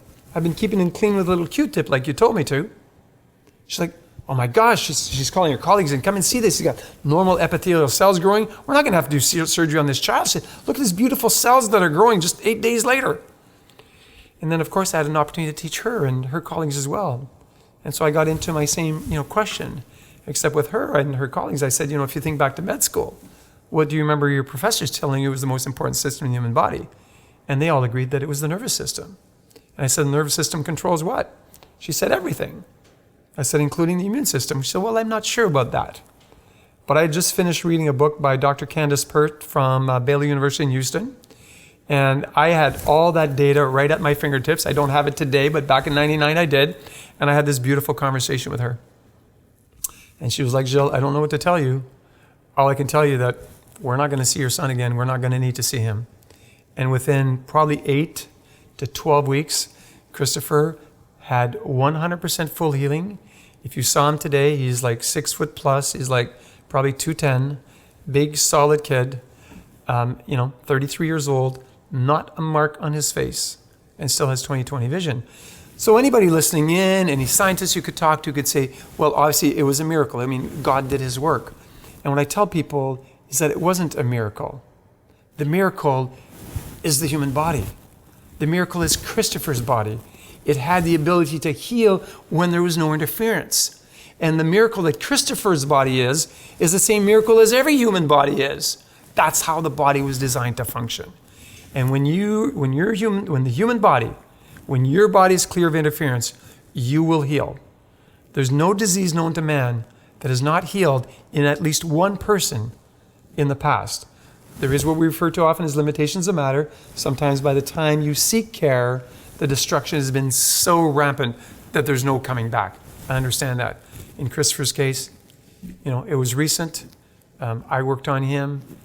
He understood that he was going to heal. He believed that in himself, not something that I implanted. He just knew he would heal.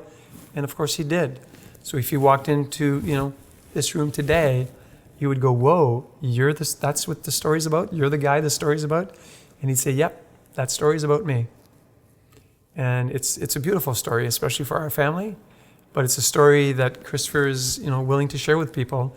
And even though he is an automotive electronic technician, he will talk the chiropractic paradigm all day long to anybody who will listen. And he'll say, I have my sight because of chiropractic. I'm well because of chiropractic. And that's why everybody I know, I suggest see a chiropractor on a regular basis to make sure that their spine and nervous system are clear and functioning to that utmost ability.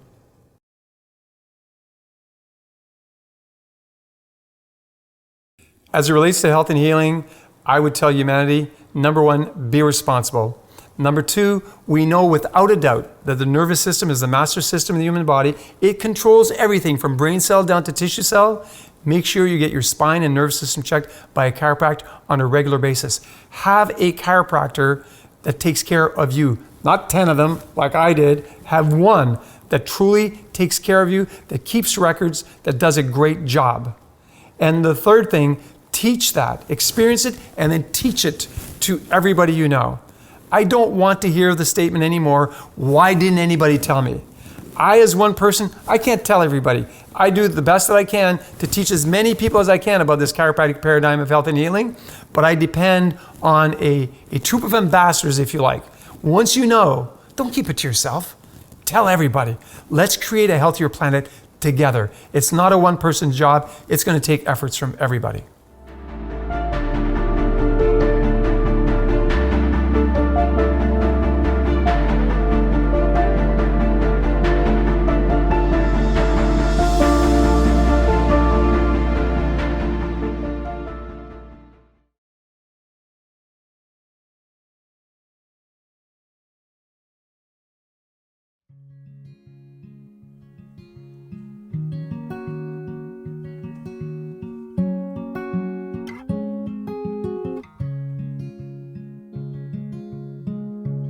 I don't know about you, I like to tell the truth, but the truth seems to change every Tuesday. Growing up, my mom was constantly in the hospital. She had health crisis after health crisis, issue after issue, but I have to believe that no matter what you suffer from, there's a better way to live than taking medication after medication after medication to simply mask a pain or mask a symptom and dying at the age of 47. I refuse to accept that. And I'm on a mission to find a better way. A way that I don't care what you have. I don't care what health issue that there is. I don't care what problem is going on in your life. There's always a better way.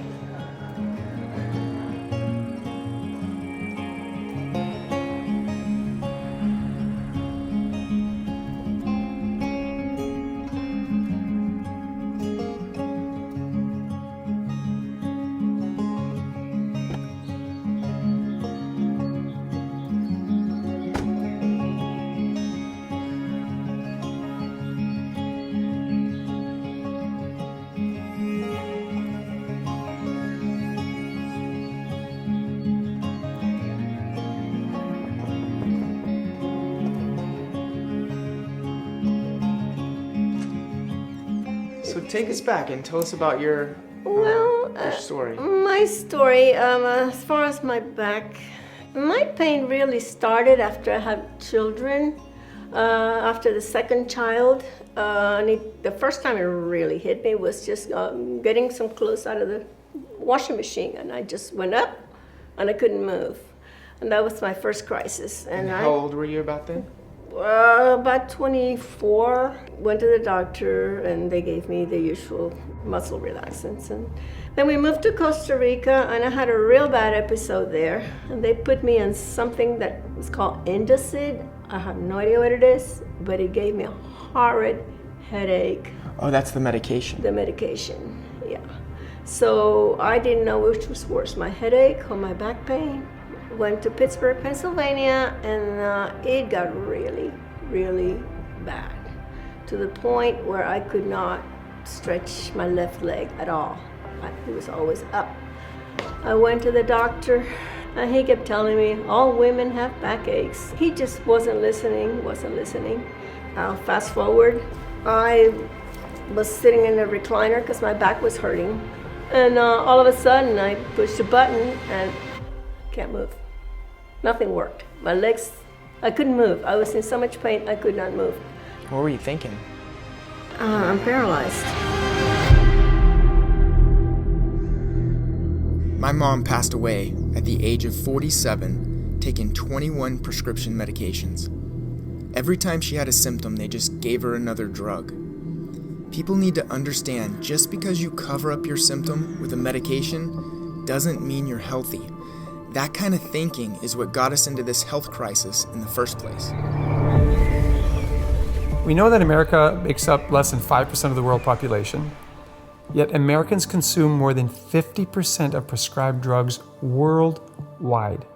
How's that possible? We spend more money per capita in the United States than any country in the world. Compared to Sweden, I think we spend 8 times more per capita.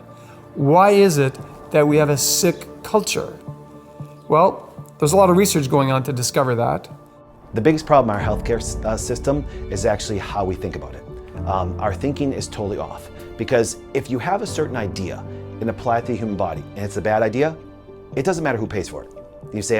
So the concept of how they even approach human body and actually look at it and care of it, it doesn't matter. You can have all these political debates, but let me ask you a question. How are Medicare people doing?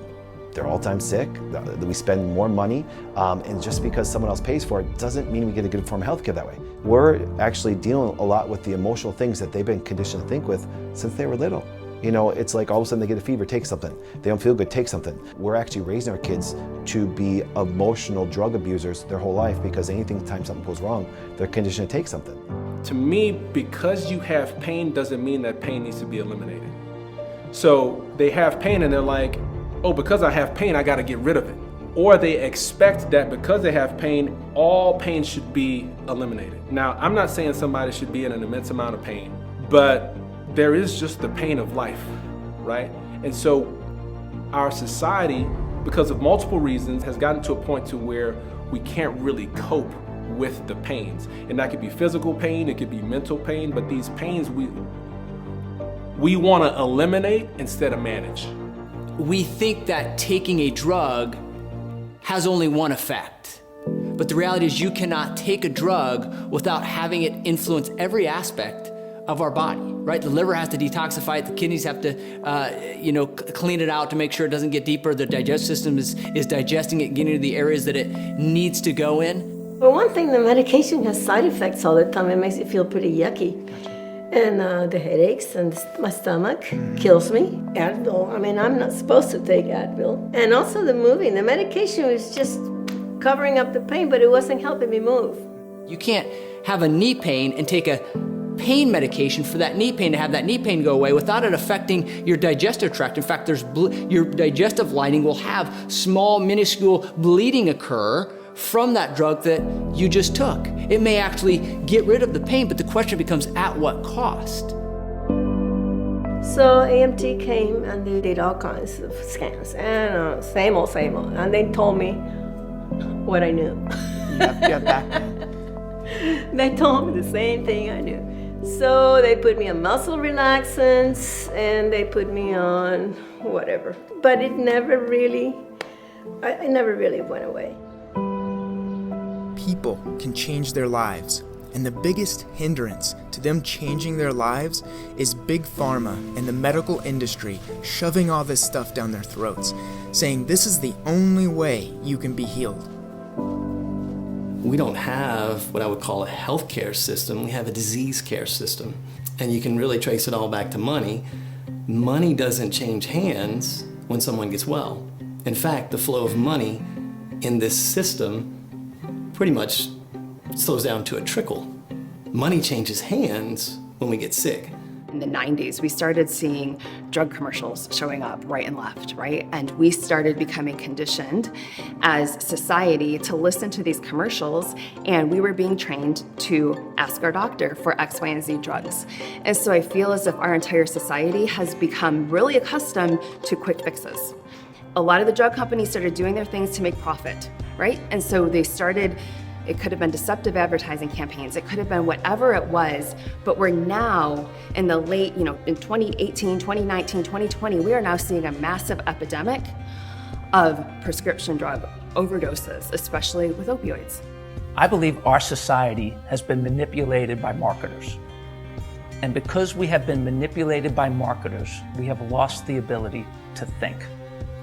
And we cannot take this lightly because the health of our children, our families are at stake. That is not a laughing matter. It is time that we take this seriously and think. I'm not anti-medicine at all. And I actually think medicine does have its place in society. The problem is we use it for lifestyle problems. And that's the difference. It's there for crisis intervention. It's not there to substantiate our poor lifestyle choices that we make, whether it's with diet or exercise or negative thinking patterns, whichever we have. Most people tend to be reactive. What people like to do is they like to wait till there's a problem before they do something about their health versus doing something about it proactively. I was angry because the doctor just kept telling me, well, all women have backaches. You have 3 kids, all women have back. And I said, you don't get this. He did not get it. But I went from that doctor to the neurosurgeon who says, you're not leaving the hospital and doing surgery in the morning. So something was missing there. Our reliance on prescription medicine could be that card that causes the whole thing to crumble. Because if you want results and you remove that tool, and I'm not saying all prescription medicine is bad.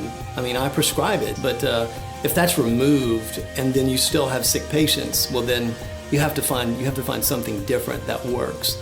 And most of the time, it's right there in front of you. And then I got to it again.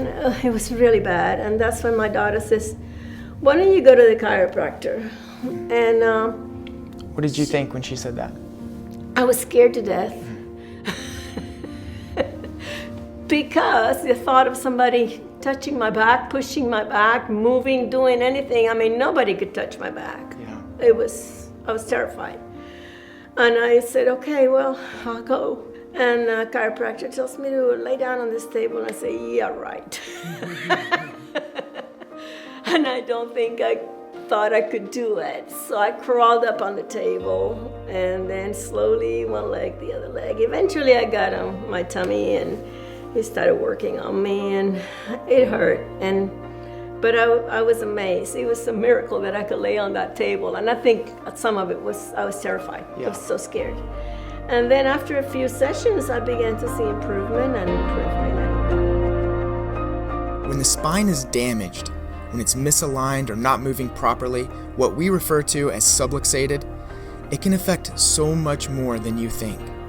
The spine affects the nervous system, and the nervous system controls every function of the body. I remember school pictures when all the kids are standing for the school picture and I'm sitting like this for the school picture, because that's where I was comfortable. But I mean, I was a child. I didn't realize I was doing that. Yeah.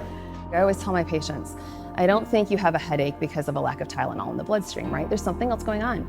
Those headaches or whatever symptoms you're having, it's like a warning light going off in the car. And as I tell every single person in the practice, if your oil light came on and you threw some duct tape over that dashboard and continued to drive the car, the engine's gonna blow out. And we do it with our bodies all the time. It sounds ridiculous with our cars, but we do it all the time. We have a headache, let's take a pain med for it. We've got something else that your body's telling you that something's going on, let's take another medication to cover it up.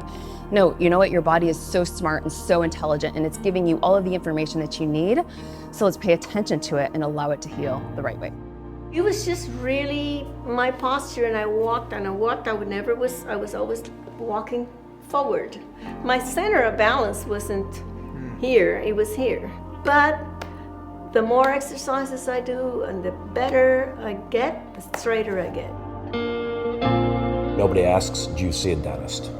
There's a reason that nobody asks that, and that was patient education over decades by an industry that was moving away from treating illness towards prevention. Chiropractic's a few decades behind that in educating our consumer or patient in and around spinal decay and degeneration. We all know that we should be brushing our teeth on a regular basis, see a dental provider on a regular basis to prevent and maintain any kind of oral disease. You could see your teeth. People understand, you know, if your grill is jacked up, we know it. You can't see your spine. The next step is to get them to take action and, you know, go to a professional who could actually peek in and see how their spine nerve system is functioning. I could move better. Yeah. It wasn't just that the pain was better, but I could move. I could, and then with exercises that I got to do, bending down the first times was not easy, and then I kept doing more, and the little thing they give you to wobble and exercise, and I was able to move. Yeah. And if I feel like I'm hurting or starting to hurt, instead of going for the Advil, I go for the wobble. There was one study that came out in 2007 that actually showed two groups. One group had a chiropractor as their primary care doctor, one that they went to frequently for things that would come up. Another group that went to the medical doctor primarily. And they measured, they followed these two groups of people, and then after a certain period of time, they looked at the results in terms of what are their numbers look like. The group that considered the chiropractor had 62% less surgeries, 60% less visits into a hospital, and the most astonishing was they had 85% less pharmaceutical costs. So the people that saw a chiropractor on a regular basis compared to those who saw a medical doctor had 85% less pharmaceutical costs. This is the stuff that gets excited, because we now know then if we could start to get this information to more people, that could change the fabric of an entire culture. And what do you think would have happened if you could have got chiropractic right then when you were a child? Oh heavens, who knows? Yeah. Maybe I wouldn't be where I was at this point. I wish I would have gone 30 years ago, 20 years ago, whatever. But even at my age, you know, if I can get better, other people can get better when they're younger. Right. No, don't wait. The chronic sitting and the chronic usage of phones that's going on in today's world, and the copious amounts of stress that people are under in today's world, I think is going to take people out earlier. Let's pretend that our generation does live longer in age. The quality, though, isn't going to be as good. So what's more important to me is not necessarily the quantity of my life, because that will probably go up based on advancements in medicine. But what is most likely going to go down? Quality of life. It is not old's fault. Stop blaming old for the challenges that you may be having. It's so funny, we see people all the time in our practice where you'll see a 30-year-old that says, oh, I'm so old. And you'll see an 80-year-old who's like, man, I feel great. It has nothing to do with age. It has to do with your choices, your responsibility, how you take care of yourself. Are you sitting on the couch 24/7 playing games? Or you're up moving around? Are you taking care of yourself? Are you getting adjusted? Are you adjusting your lifestyle? This is so important if you want to not be at risk for yourself. And listen, there's a lot of parents who are raising neurologically damaged kids who are becoming, the parents are becoming neurologically damaged. Well, who's going to take care of you if you're raising neurologically damaged kids? It's a longevity crisis that we have in this country. If I, at almost 64, feel like I'm, in my mid-40s at best and can perform at a high level in pretty much anything and everything that I do, I start telling people, they say, oh, you look good for almost 64. I said, guess what? That's what almost 64 is supposed to look like. This is the normal. What we see in people that haven't lived that level of lifestyle, they look so much older than their age. And so the people in the general public have now assumed that a 65-year-old is supposed to look old, when in fact, they're supposed to look like they're 65 and still vibrant. One thing that makes me a little sad is that doctors don't work closer with chiropractors. I never had a doctor tell me to go to the chiropractor. They would tell me to go to physical therapy, and I would go there for 2 weeks. Well, 2 weeks doesn't cut it. If I could go there for the rest of my life, it'd be wonderful. But with chiropractic, it's just a way of life. It isn't just a 2-week fix. I think that's a huge difference. Yeah. I thought when I started to really think different and started to get clear results, I thought everybody was going to just flood to it. People did. The medical profession didn't. Because you know why? It started to actually do what? They had to give up their current level of thinking and why they even went to be a doc or things like that to do it. Then as we started to really make a big impact and started to have clinics all over the country, next thing you know, I started to get massive amount of hate mail. Because when you talk about not lowering a fever and a mom does, they initially take offense that you're calling them a bad mom. And I'm saying, no, I gotta get you to think a different way, because you don't wanna end up on the result end of constantly raising your kids or raising your family or doing things that are gonna lead to where everybody is today, which is what? All-time high rates of cancer, diabetes, heart disease, infertility that way. And how did all that get there? It wasn't because we lacked healthcare. See, people say, well, just make universal for everybody. That thinking dominates, and as long as that thinking dominates, it's going to lead to the same way that we are today. I think we need a better way and a different way of thinking. You may think you're too old to change. You may think that your kids have too many habits and they can't change. That's not true, because the second you make these changes, if you change the way you eat, for example, if you eat too much constantly, then your innate intelligence, it doesn't kill you because you overate. Your stomach doesn't explode with blood and guts flying all over the place. Your body adapts. Why does it adapt? Because it has an innate intelligence and it starts to pack on the pounds instead of killing you. Well, if you change back and change your choices, then your innate will adapt back. Your intelligence will adapt back. So it doesn't matter how you got here if you're willing to change and find new healthcare leadership with many of the doctors and the providers, the chiropractors that are behind this cause. My biggest thing, I think, for a solution for people to figure things out is we've all got to take responsibility for our own health. That's the first thing. We can never put our health into somebody else's hands. So if you think it's going to be your doctor that's going to heal you, whether it's your medical doctor, whether it's your chiropractor, you've got to take your own responsibility first. Second, start doing your own research. Start digging into what some of the side effects are. Start digging in to see how things are happening and why whatever that you're taking is ending up that way. Is the drug that you're taking even written for what you're taking it for, right? Or is it being off-labeled on something else? Like, start digging and start taking action. Because as I tell every single one of our patients, every decision you make today impacts the quality of your life 10, 20, 30, 40 years down the road. And so unfortunately, we have a generation of people that are 90 and 100 years old right now, and they're decrepit in nursing homes because they outlived their life expectancy rate. They never intended to live that long, and now their health is not good, right? We're getting the advanced knowledge. So do you want to be decrepit at 90, or do you want to be healthy and active at 90?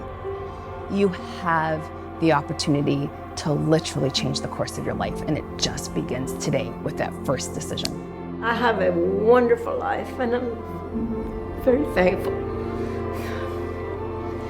I'm very thankful. I could do a lot of things that I couldn't do before.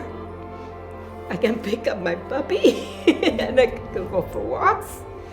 And I just had a great granddaughter, little Mia, and I can pick her up actually, carry her and go sit on, which I couldn't do before.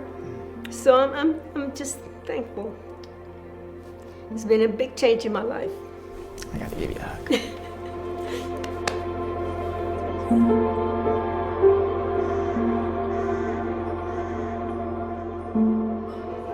She was always looking for a pill. She was always looking for the next magical solution that she could put in her body and would just fix everything. And I realized that that's not reality. So if there's a better way out there, a better way to live, way to extend life and improve quality of life, then we have to find it. Imagine what the world would be like if people, the general population, understood what people like me understand. Imagine what the health of individuals would be like if they started living what we refer to as a wellness/a chiropractic lifestyle. I would tell humanity, number one, be responsible. Number two, make sure you get your spine and nervous system checked by a chiropractor on a regular basis. And the third thing, teach that. I don't want to hear the statement anymore, why didn't anybody tell me? Once you know, don't keep it to yourself. Tell everybody. Let's create a healthier planet together.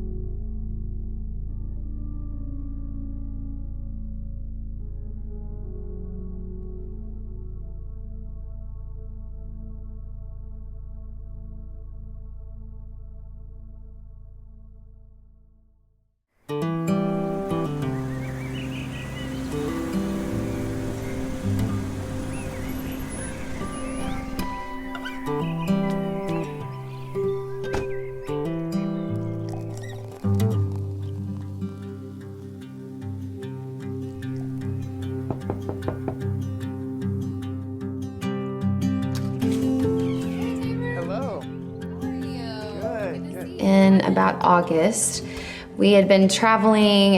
My family, we were musicians, but we were doing some things on the road, but also just we were in the car a lot, and I was noticing that my arms and legs were just sort of tingling and buzzing, and I thought, maybe it's just how I'm sitting. So I would try to rearrange how I was sitting and it just wouldn't go away. I'd be driving and have to kind of like press on my leg to get, you know. So it was all through the legs and the hands? All through the legs, my arms from about here down and in my hands. And it just was really uncomfortable. And you'd never had that happen? No, and I'm a mom to 3 beautiful girls, so I thought I need to be at full capacity here. So of course I did what you're not supposed to do and I Googled my symptoms and that's never good. The first thing that popped up was MS and I was like, oh no, this is horrible. And I panicked for a little while. Scary. Now, a lot of times when someone's having that type of issue, they might, first freak out, right? Mm-hmm. And then go straight to their medical doctor. Did that cross your mind? I actually haven't been to a medical doctor in over 2 years because I have this amazing wellness doctor I go to. And my first experience with this was that when my neighbor across the street, my friend, she was having severe panic attacks and she's my age and has 3 girls of her own and was calling me at like 2 or 3 in the morning, just, Rachel, I don't know what to do. I can't stop pacing. My heart is racing. Come over. And so I would just stand in the kitchen with her not knowing how to help. Well, she found this wellness doctor that she went to and she got her blood work done and found out she was severely low in vitamin D and other things. And I watched her transform like in a matter of a couple weeks. And I was just blown away that natural medicine helped her rather than get on antidepressants and all the other things. So fast forward, then I had just had my 3rd baby. And after she was born, I went into severe depression. So just postpartum depression, couldn't stop crying. It was so hard to look at a new day with joy and hope. And even if it was a bright sunny day, it just felt so cloudy in my heart and my mind. And here I have these 3 beautiful girls looking at me to be their teacher and their mentor and their life coach essentially. And my husband was just, I know that he was being so kind, but I was crying all the time and I just felt like there was nothing to look forward to.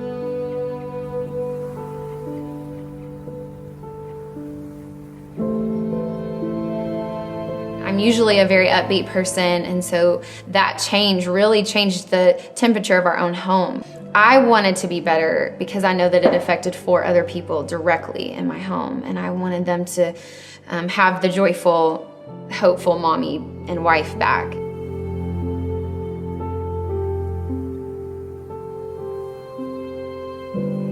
My healthcare doctor who did deliver my baby said, well, let's put you on some, antidepressants. And I thought, I don't want to do that.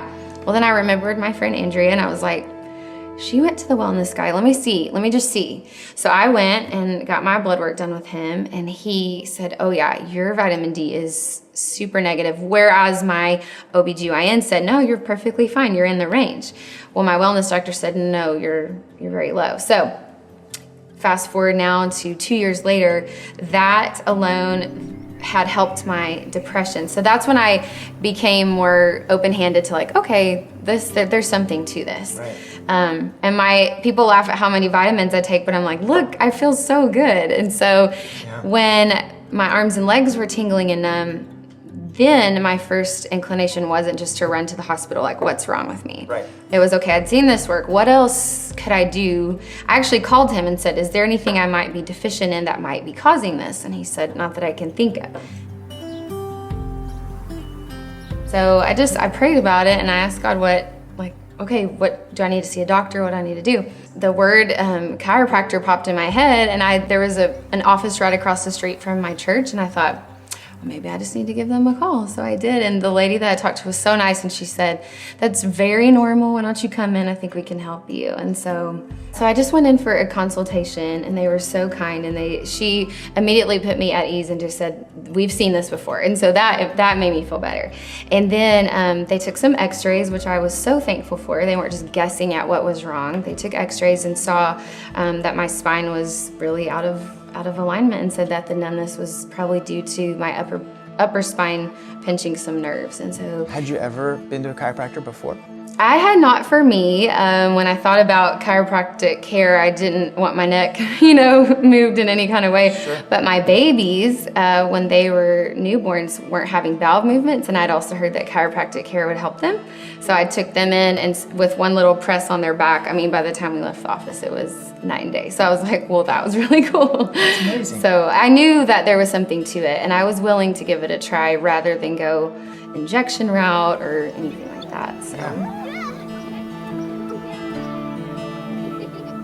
Well, my doctor was super nice. He just talked to me through everything and said, this is what this is for, this is what I'm about to do. And so he would put gentle pressure on before actually doing it. And so I didn't have any questions about what was happening, and that was really nice. They were very wise in saying this could take the entire 36 treatments, but after 3 sessions, I was already like, I'm not numb anymore when I'm driving around and sitting in chairs. So it was really awesome. Digestion was also better after that too. I've always had a lot of stomach issues, and I think between the vitamins and supplements I was taking plus the chiropractic care, it was just a really wonderful balance.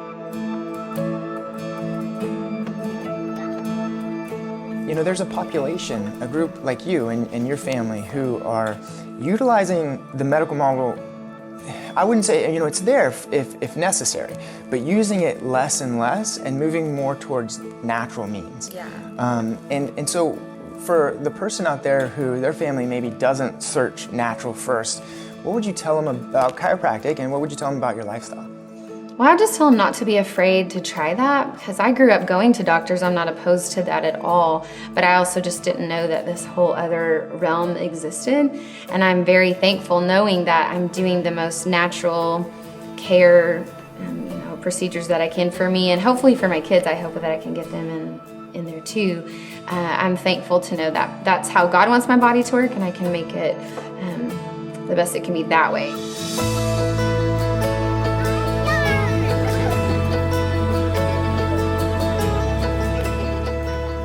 What do you tell the person that they don't know there's another way? They don't know that there's any answer at all. And man, that's a hopeless feeling when you think there's not anything else out there. I would just first say, don't be scared to try something that's new, even if people are laughing at you, because people laughed at me, like, you're going where? You're doing what? Because it's foreign to them. They don't understand. That's not what everybody does. We all run to the Ready Clinic, and we all run to a doctor quickly for a shot or some antibiotics. So not being afraid to just give it a try, because if I hadn't given it a try, who knows where I would have been, Give it a try, and I think you'll be really pleased with what happens. I know I was.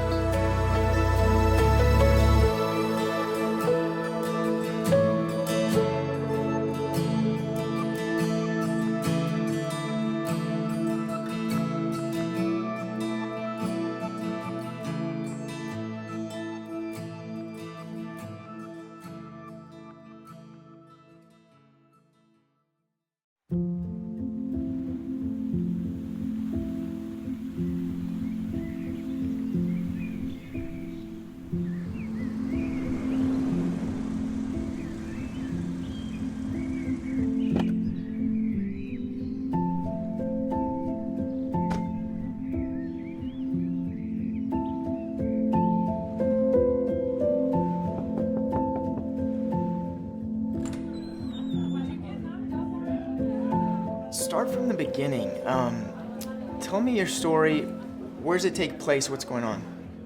So this took place in March 2007. Nicole was pregnant with our daughter Bailey, and she started going into contractions. And so we were doing, we wanted to have a natural birth. We wanted to bring that baby into the world as naturally as we could, because that's my philosophy on health, So we made our way to the birthing center. We were thinking this was gonna be easy peasy.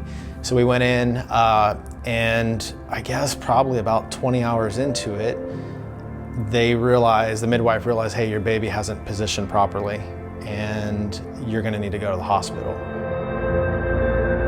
So when we got to Parkland, they came in and they were monitoring her, and the baby's heart rate had reached 204 beats per minute.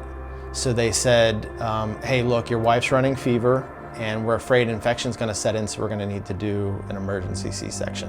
It's a 2-hour procedure. It'll be over before you know it. We'll come get you. So we came back, and when we got off the elevator, there's another doctor already sitting in there, and she stands up. So the first words out of her mouth were, "Mr. Burfield, your wife lost a lot of blood." That was, I mean, as soon as she said that, I mean, I don't know if you've ever had like a lump in your throat, you know what I mean, and your stomach just drops out, but that's exactly what I felt like when she said that, because you're just, you know, you just think that somebody died. When we took your wife back, we made the first incision, and when she said first incision, my mind started going to, what do you mean first incision? That means there was a second incision, right? So like first incision, she goes, when we made the first incision, we went in to get the baby out, but your baby was so lodged in your wife's pelvis that we couldn't get her out. So in order to make more room to work, we had to do a second incision, so we did a T-cut. So they cut her horizontal and vertical. And she said, but we still couldn't get your baby out. So it took 2 doctors pulling on the baby, trying to get the baby out, and we still couldn't get the baby out. So what we did is we took the table and we had to invert it.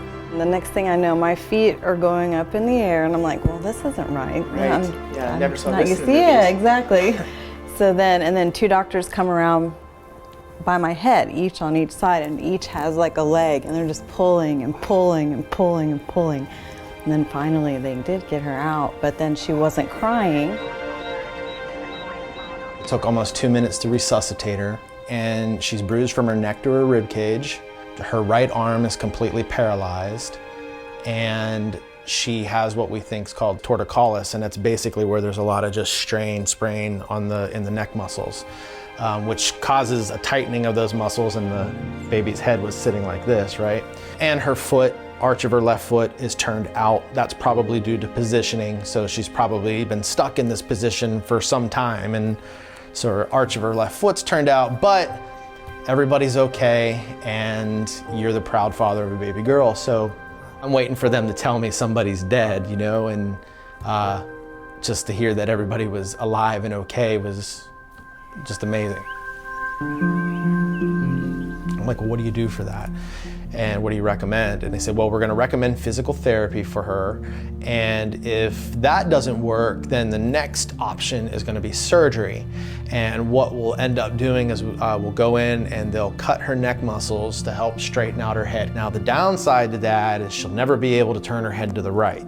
With the paralyzed arm, it was just like, it is what it is. She has a paralyzed arm. And I was just like, That doesn't sound right? yeah, I'm like, that's not an option. And I'm like, you know, I said, I think we're gonna take her to a chiropractor. And she goes, oh, no, no, no, don't do that. She's like, she's too little for that.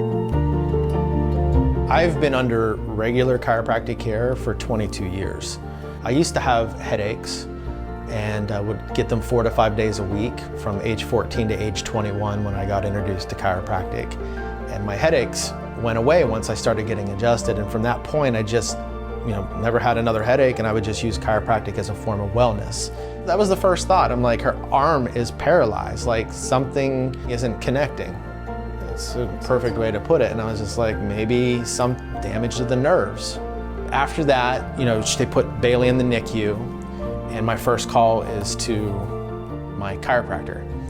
And I'm like, hey, I said, you need to get down here. And I told him what had just happened. And I said, her right arm's paralyzed. I don't know what else to do except adjust her. He came down. He didn't have a license to practice in a hospital, so he didn't have hospital privileges, so he could have gotten in trouble for that. We told him he was a family member. He was able to go back into the NICU with me. She's all hooked up to tubes and everything, you know, and IVs and whatnot, and she's just bruised everywhere. He ended up feeling her neck and did an adjustment. I mean, it was like he just took his fingers, and he told me that he puts about as much pressure on the spine as like taking like a tomato and like checking for ripeness. You know, you kind of press on it. It's real gentle pressure, and sure enough, that's how he did it. And he left. And about 2 hours later, I'm sitting there watching her, and all of a sudden I see her fingers start doing this. She starts moving her fingers. So I call him back and I'm like, hey, I said, what you did worked. I said, you need to come back down here tomorrow and do the same thing. So he came back down the next day and he adjusted her again. And by the end of that day, her arm was fully functioning, it was moving. But you know, in my mind, sometimes you've got to break the rules, you know, in order to help people save somebody's life.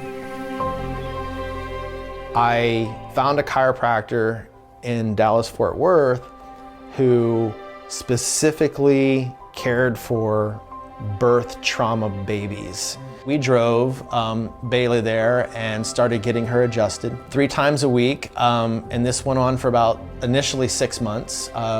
Bailey saw that chiropractor for the first 2 years of her life, but within 6 months, completely healed. Like you wouldn't even know that she had a problem. And the cool thing with that is that the arch of her left foot, like it had turned outward. They had recommended a boot at the hospital. Oh, she'll wear a boot and you'd eventually, you know, move. And the chiropractor's like, she doesn't have to do that. She's like, I can adjust that area. I can adjust the joints in the foot and the ankle. And she's like, it'll resolve on its own. And sure enough, left foot turned out. 6 months later, left foot, arch of the left foot completely turned back in. So, I mean, it was just amazing. Maybe they should have chiropractors in the hospitals. I know, right? Right? Yeah, why not? Yeah.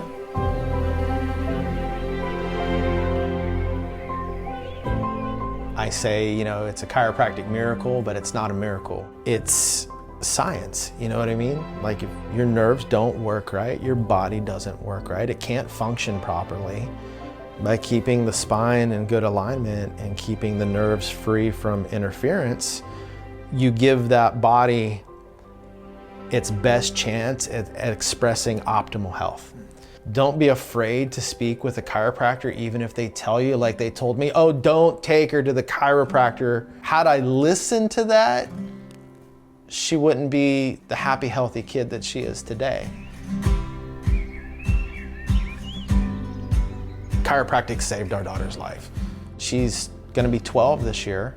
She's a self-proclaimed computer geek, you know, loves video games, but more than anything loves to create. I think ultimately in life she wants to be an artist.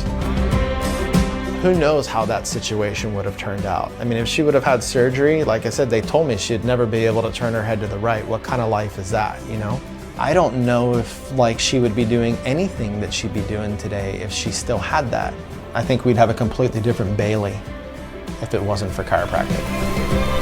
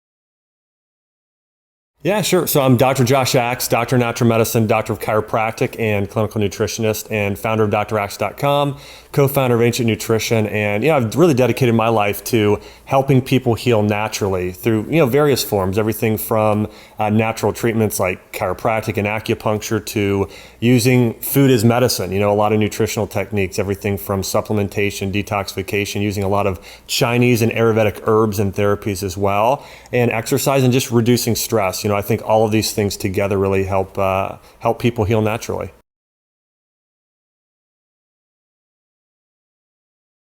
My personal mission is to help people heal naturally, and really what inspired me to do that was a health crisis in my own family. My mom was so sick growing up that it just made me think to myself and ask the question, there's got to be a better way. And that was the thing that really resonated with me, is that there's got to be a better way. There's got to be a natural way to get people healthy, because growing up, my mom was on antidepressant medications, anti-anxiety, issues for her immune system, thyroid medication. She was just sick and tired all the time. And seeing how sick my mom was growing up is really what inspired me to start searching for a natural way to help people get healthy.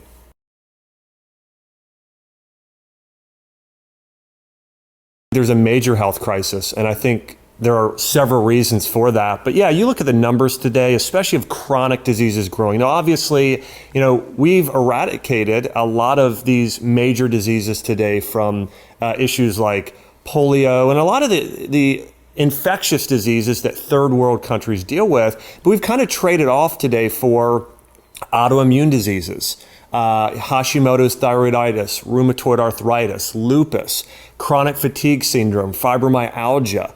So we've really traded off a lot of these infectious diseases for issues related to chronic pain, autoimmune disease, cancer, heart disease, diabetes. And so we do have a major epidemic of inflammatory and chronic diseases today.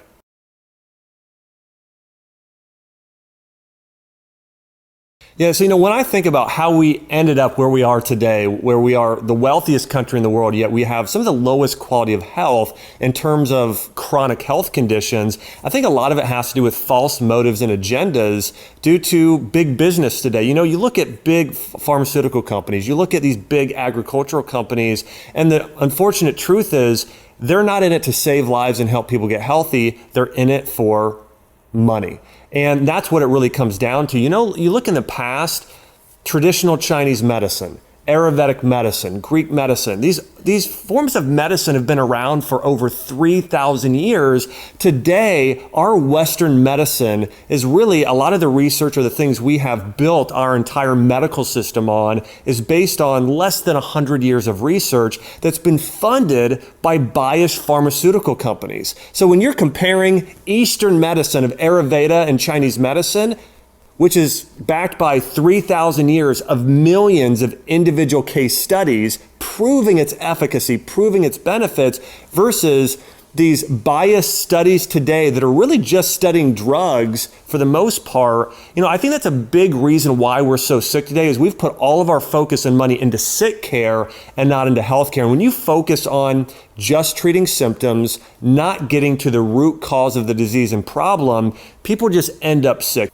Yeah, so let me give you an example of this. Today in Western medicine, conventional medicine today, if somebody has a thyroid condition, let me give you an example, Hashimoto's thyroiditis, that condition is sort of hypothyroidism meets autoimmune disease. So most physicians today will prescribe a medication to try and affect the thyroid hormones and maybe a drug to suppress the immune system, when that's not going to help somebody actually heal and recover from that condition. Versus when you're looking at Eastern medicine, the way they would treat the body, or the way that I treated my patients in my functional medicine practice in Nashville, Tennessee, is I would say, okay, what is actually causing the body to actually attack its own thyroid, which is what happens in autoimmune disease? Well, I know it's because there's a gut issue, a digestive issue. And we know Hippocrates said this over 2,000 years ago, all disease begins in the gut. So I'll look to the gut and realize by the way, the medical literature says this, it's caused by hyperpermeability within the intestines, and a lot of people call this condition leaky gut, but this is where you get these larger holes happening or opening of these gap junctions in your gut, and then proteins like gluten, proteins from dairy like casein, bad bacteria, toxins leak into the bloodstream and then cause inflammation throughout the body. And over time, your body will start attacking proteins, not just like gluten, but some of your body's own proteins and tissues that are found in your thyroid.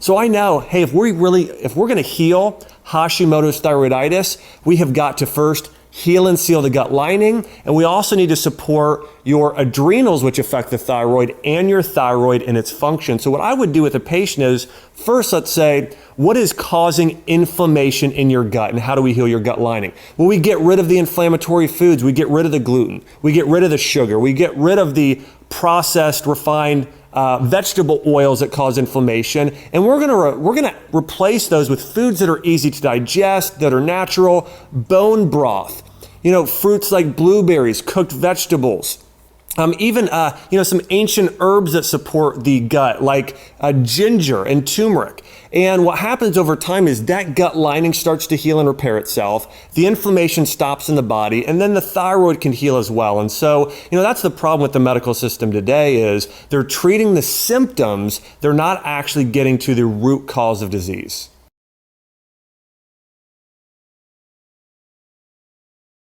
Yeah, we do have an opioid crisis today, and the reason is again, we're not focused on treating the root cause of disease or the root cause of pain. We're focused primarily on numbing the pain and never actually getting rid of the cause, which is chronic inflammation. Chronic inflammation a lot of times can start with posture. Imagine you're driving your car out of alignment. What's going to happen? That wheel's going to wear down. Well, the same thing happens to our cartilage and our ligaments and our tendons and our connective tissue. If you're out of alignment in your spine, in your pelvis, in your knees, in your ankles, what happens is your body starts to rub the wrong way. So one of the fastest ways to get rid of chronic pain is realign the body, practice proper posture, and you're doing that with natural physicians like chiropractors, certain physical therapists, or people that are experts in training in functional movements and really retraining your body how to move, how to get the muscles to fire. So that's really step number one is we got to reduce those movements that are causing pain in an area. The next thing we have to do is reduce inflammation with diet. A diet that's high in fruits, vegetables, herbs and spices like turmeric, rosemary. Also, a diet that's rich in wild meats that are full of omega-3 fats, foods that are rich in collagen like bone broth. So if somebody can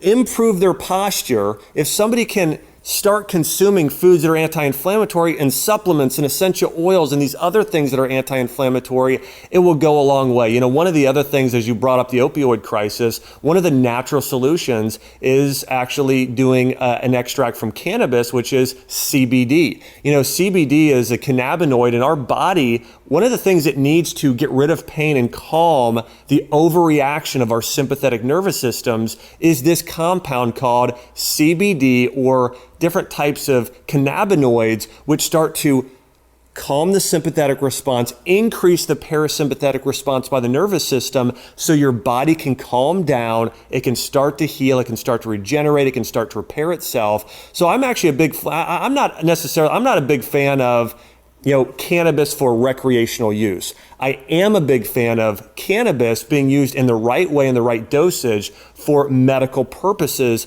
to help somebody heal. And I think when you start to combine things like medicinal cannabis high in CBD with turmeric, with ginger, with galangal, with rosemary, with these herbs that really help reduce inflammation, I think it can go a long way to helping us overcome the opioid crisis today.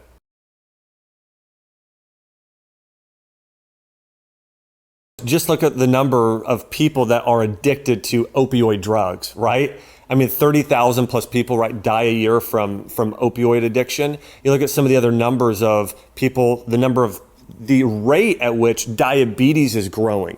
It is absolutely shocking when you look at the number of children today diagnosed with diabetes, the number of kids starting to be diagnosed with autoimmune conditions. It's just really surprising. I know when I first opened up my practice, functional medicine practice in Nashville, that was the biggest thing that surprised me. The number of kids, especially young girls in their teens and 20s, coming in with thyroid disorders, coming in with PCOS, it's polycystic ovary syndrome, infertility, clinical depression, anxiety, and a number of other health conditions. So for me, I think that when you look at overall just the statistics of how fast the number of people who are addicted to pain medications, diabetes medications, the number of people on antidepressants and anti-anxiety medications, these numbers are just growing, continuing to grow. And I think for me, that's proof that what we're doing is not working.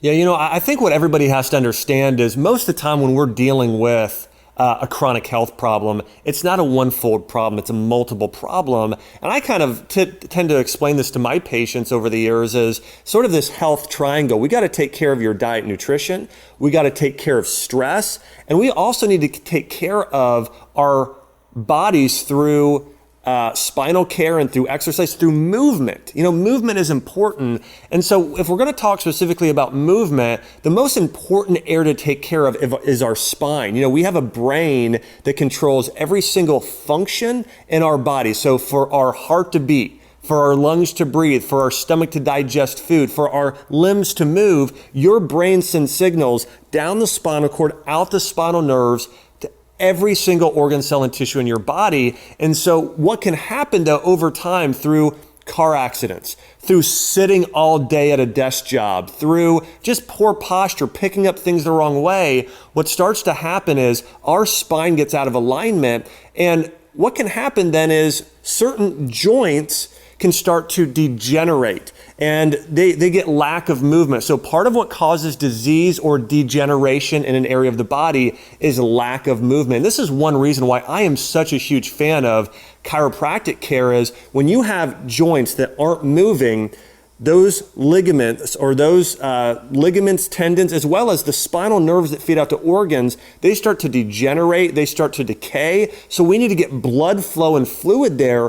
When a chiropractor goes and makes a scientific chiropractic adjustment to a joint, it gets motion back in that area. That brings blood flow, that brings nutrients and different types of vitamins and minerals that actually start to nourish and allow that area to heal and regenerate. So, of course, diet is important. Of course, reducing emotional and mental stress is critical for our health. But what's just as important is making sure that our spine and the different joints in our body are healthy and functioning. And so, that's one of the things I just, again, really encourage my patients to do is make sure to take care of all of the things in that health triangle.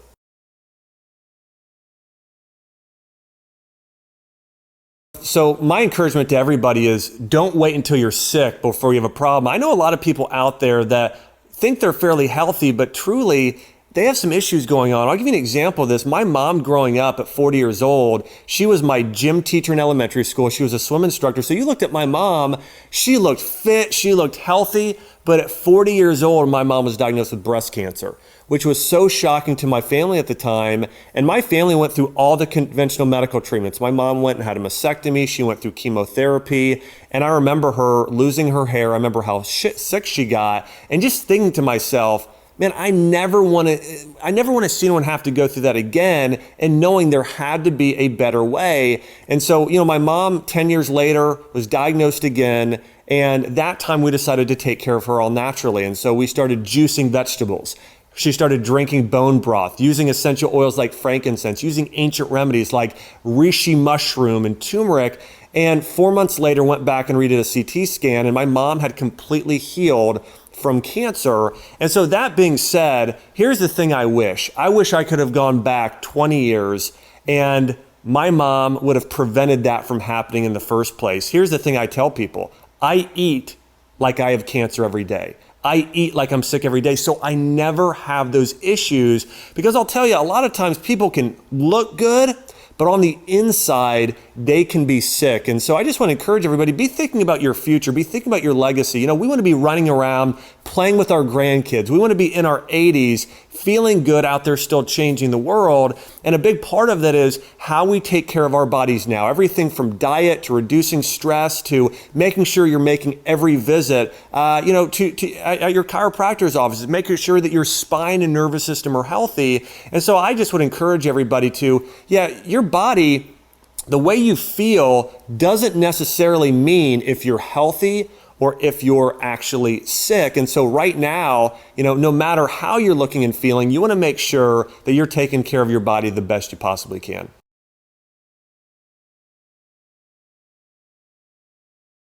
One of the biggest things I think we have wrong in our country today is what we consider a primary care physician. Oftentimes when we go see our doctor, it's when we're already sick.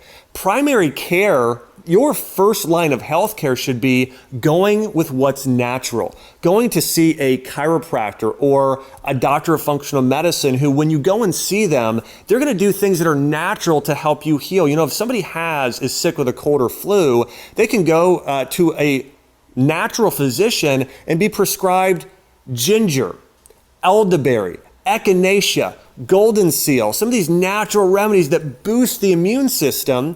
And or even an acupuncturist. But for me and myself, if I'm sick or my family's sick, well, first off, my kids come, they'll come see me. My wife is also a doctor. But if I have a family member that's sick in an area, there are 3 physicians I look for. I look for either a chiropractor, an acupuncturist that practices Chinese medicine, or a more holistic doctor, such as a doctor of functional medicine. And that's where I send people today, because if somebody's sick, just give you an example of this.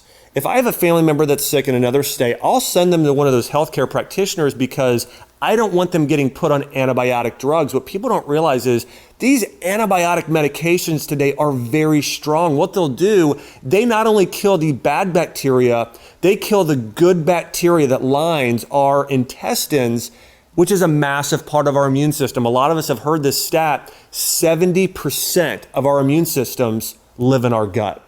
So when you wipe out that good gut flora by taking an antibiotic drug, you are damaging your body long term. In fact, you are greatly increasing your risk of cancer and autoimmune disease, because autoimmune disease and cancer are immune-related conditions. And when you weaken your immune system, you're increasing your risk of getting those. And so, when I take care of patients or recommend somebody go see somebody, it's always, I'm sending them to somebody who's going to be doing multiple things. It's changing their diet, drinking chicken broth and lots of vegetables and citrus fruits when they're sick. It's using supplements. It's using essential oils like frankincense and thyme and eucalyptus. And then also it's doing things like acupuncture and chiropractic adjustments. So a lot of people don't realize how powerful a chiropractic adjustment can be for helping somebody overcome every illness, from asthma to respiratory issues, to digestive issues, even to the common cold or flu. Think about this. Your brain sends signals to all of your immune organs on how to function. And I can tell you, I've taken care of so many kids over the years and adults. They come in with a cold and flu. They'll get a chiropractic adjustment. And these people will realize or notice that now their sinuses are working better. Their lungs are working better. Their entire immune system is functioning at the highest level possible. And so that's critical, that when somebody is sick from everything, in my opinion, from the common cold to diabetes to heart disease to hormonal related issues and digestive issues, they should first go out and seek a natural practitioner. And today, our conventional medical system is really designed for one thing, and that's emergency care. If somebody's in emergency, if somebody is in a car accident, we have the best emergency medical system in the world, but that's when we should be seeking out our conventional medical system today.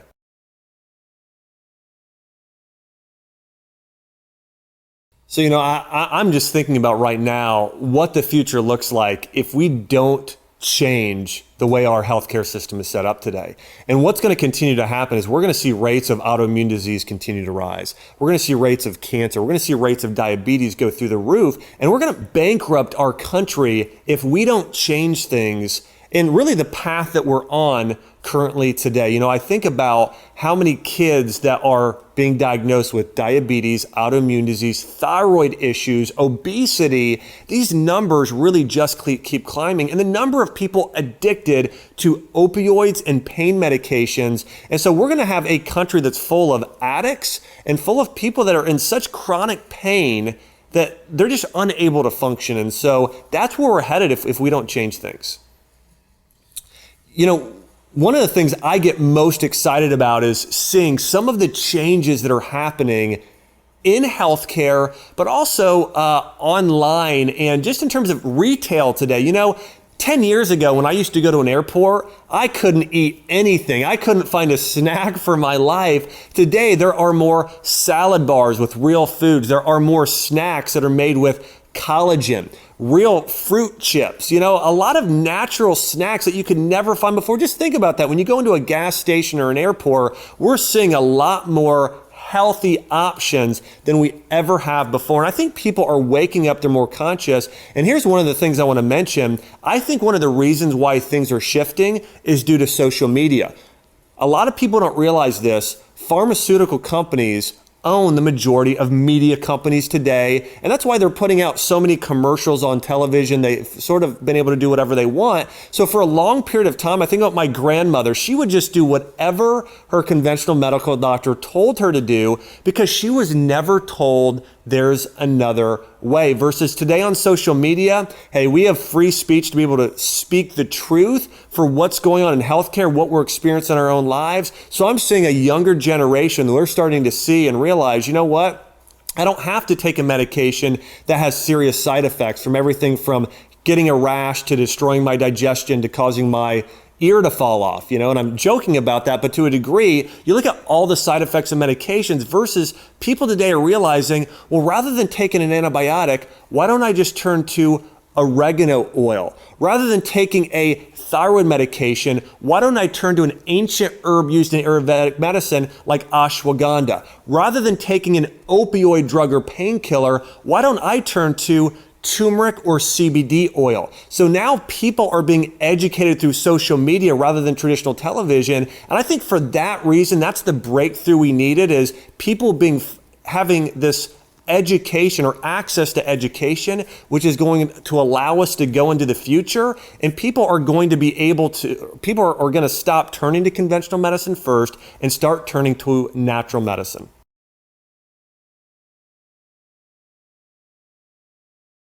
So, seeing how sick my mom and family were growing up, I knew there had to be a better way. You look at conventional medicine today and people being prescribed all of these antibiotic drugs. There is a better way. It's oil of oregano.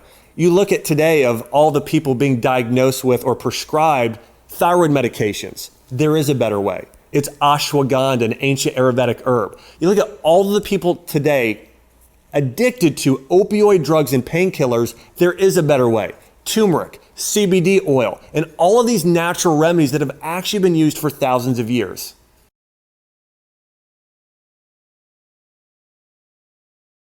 So, one of the things that I think can happen is somebody is trying to transform the way that they look at healthcare and the way they take care of their body and their family's health. Sometimes it can be overwhelming because it's such a paradigm shift. I think if you're one of those people that you're saying to yourself, I do want to change. I'm sick and tired of being in sick care. I want to move into true natural healthcare. Just start with a few simple changes. Number one, just change your diet a little bit. Start eating real food. That's the biggest thing. And if you can't change your whole diet, just change breakfast. Think about this. If you start doing a superfood smoothie for breakfast for you and your family, 3 ingredients, either coconut or almond milk, berries, and a little bit of collagen in a smoothie, you just changed a third of your diet there. So that's step one. Make just small changes in your diet. And step number 2, make sure you have a natural or holistic physician on your side, whether it be a chiropractor or an acupuncturist or a functional medicine doctor, but someone you can go to who's going to give you sound advice on how to take care of you and your family. And I think if you can do those 2 simple things, you can make these small, healthy diet changes of eating real food, and you can get a natural physician like a chiropractor on your side. It's going to go a long way in helping you get healthy.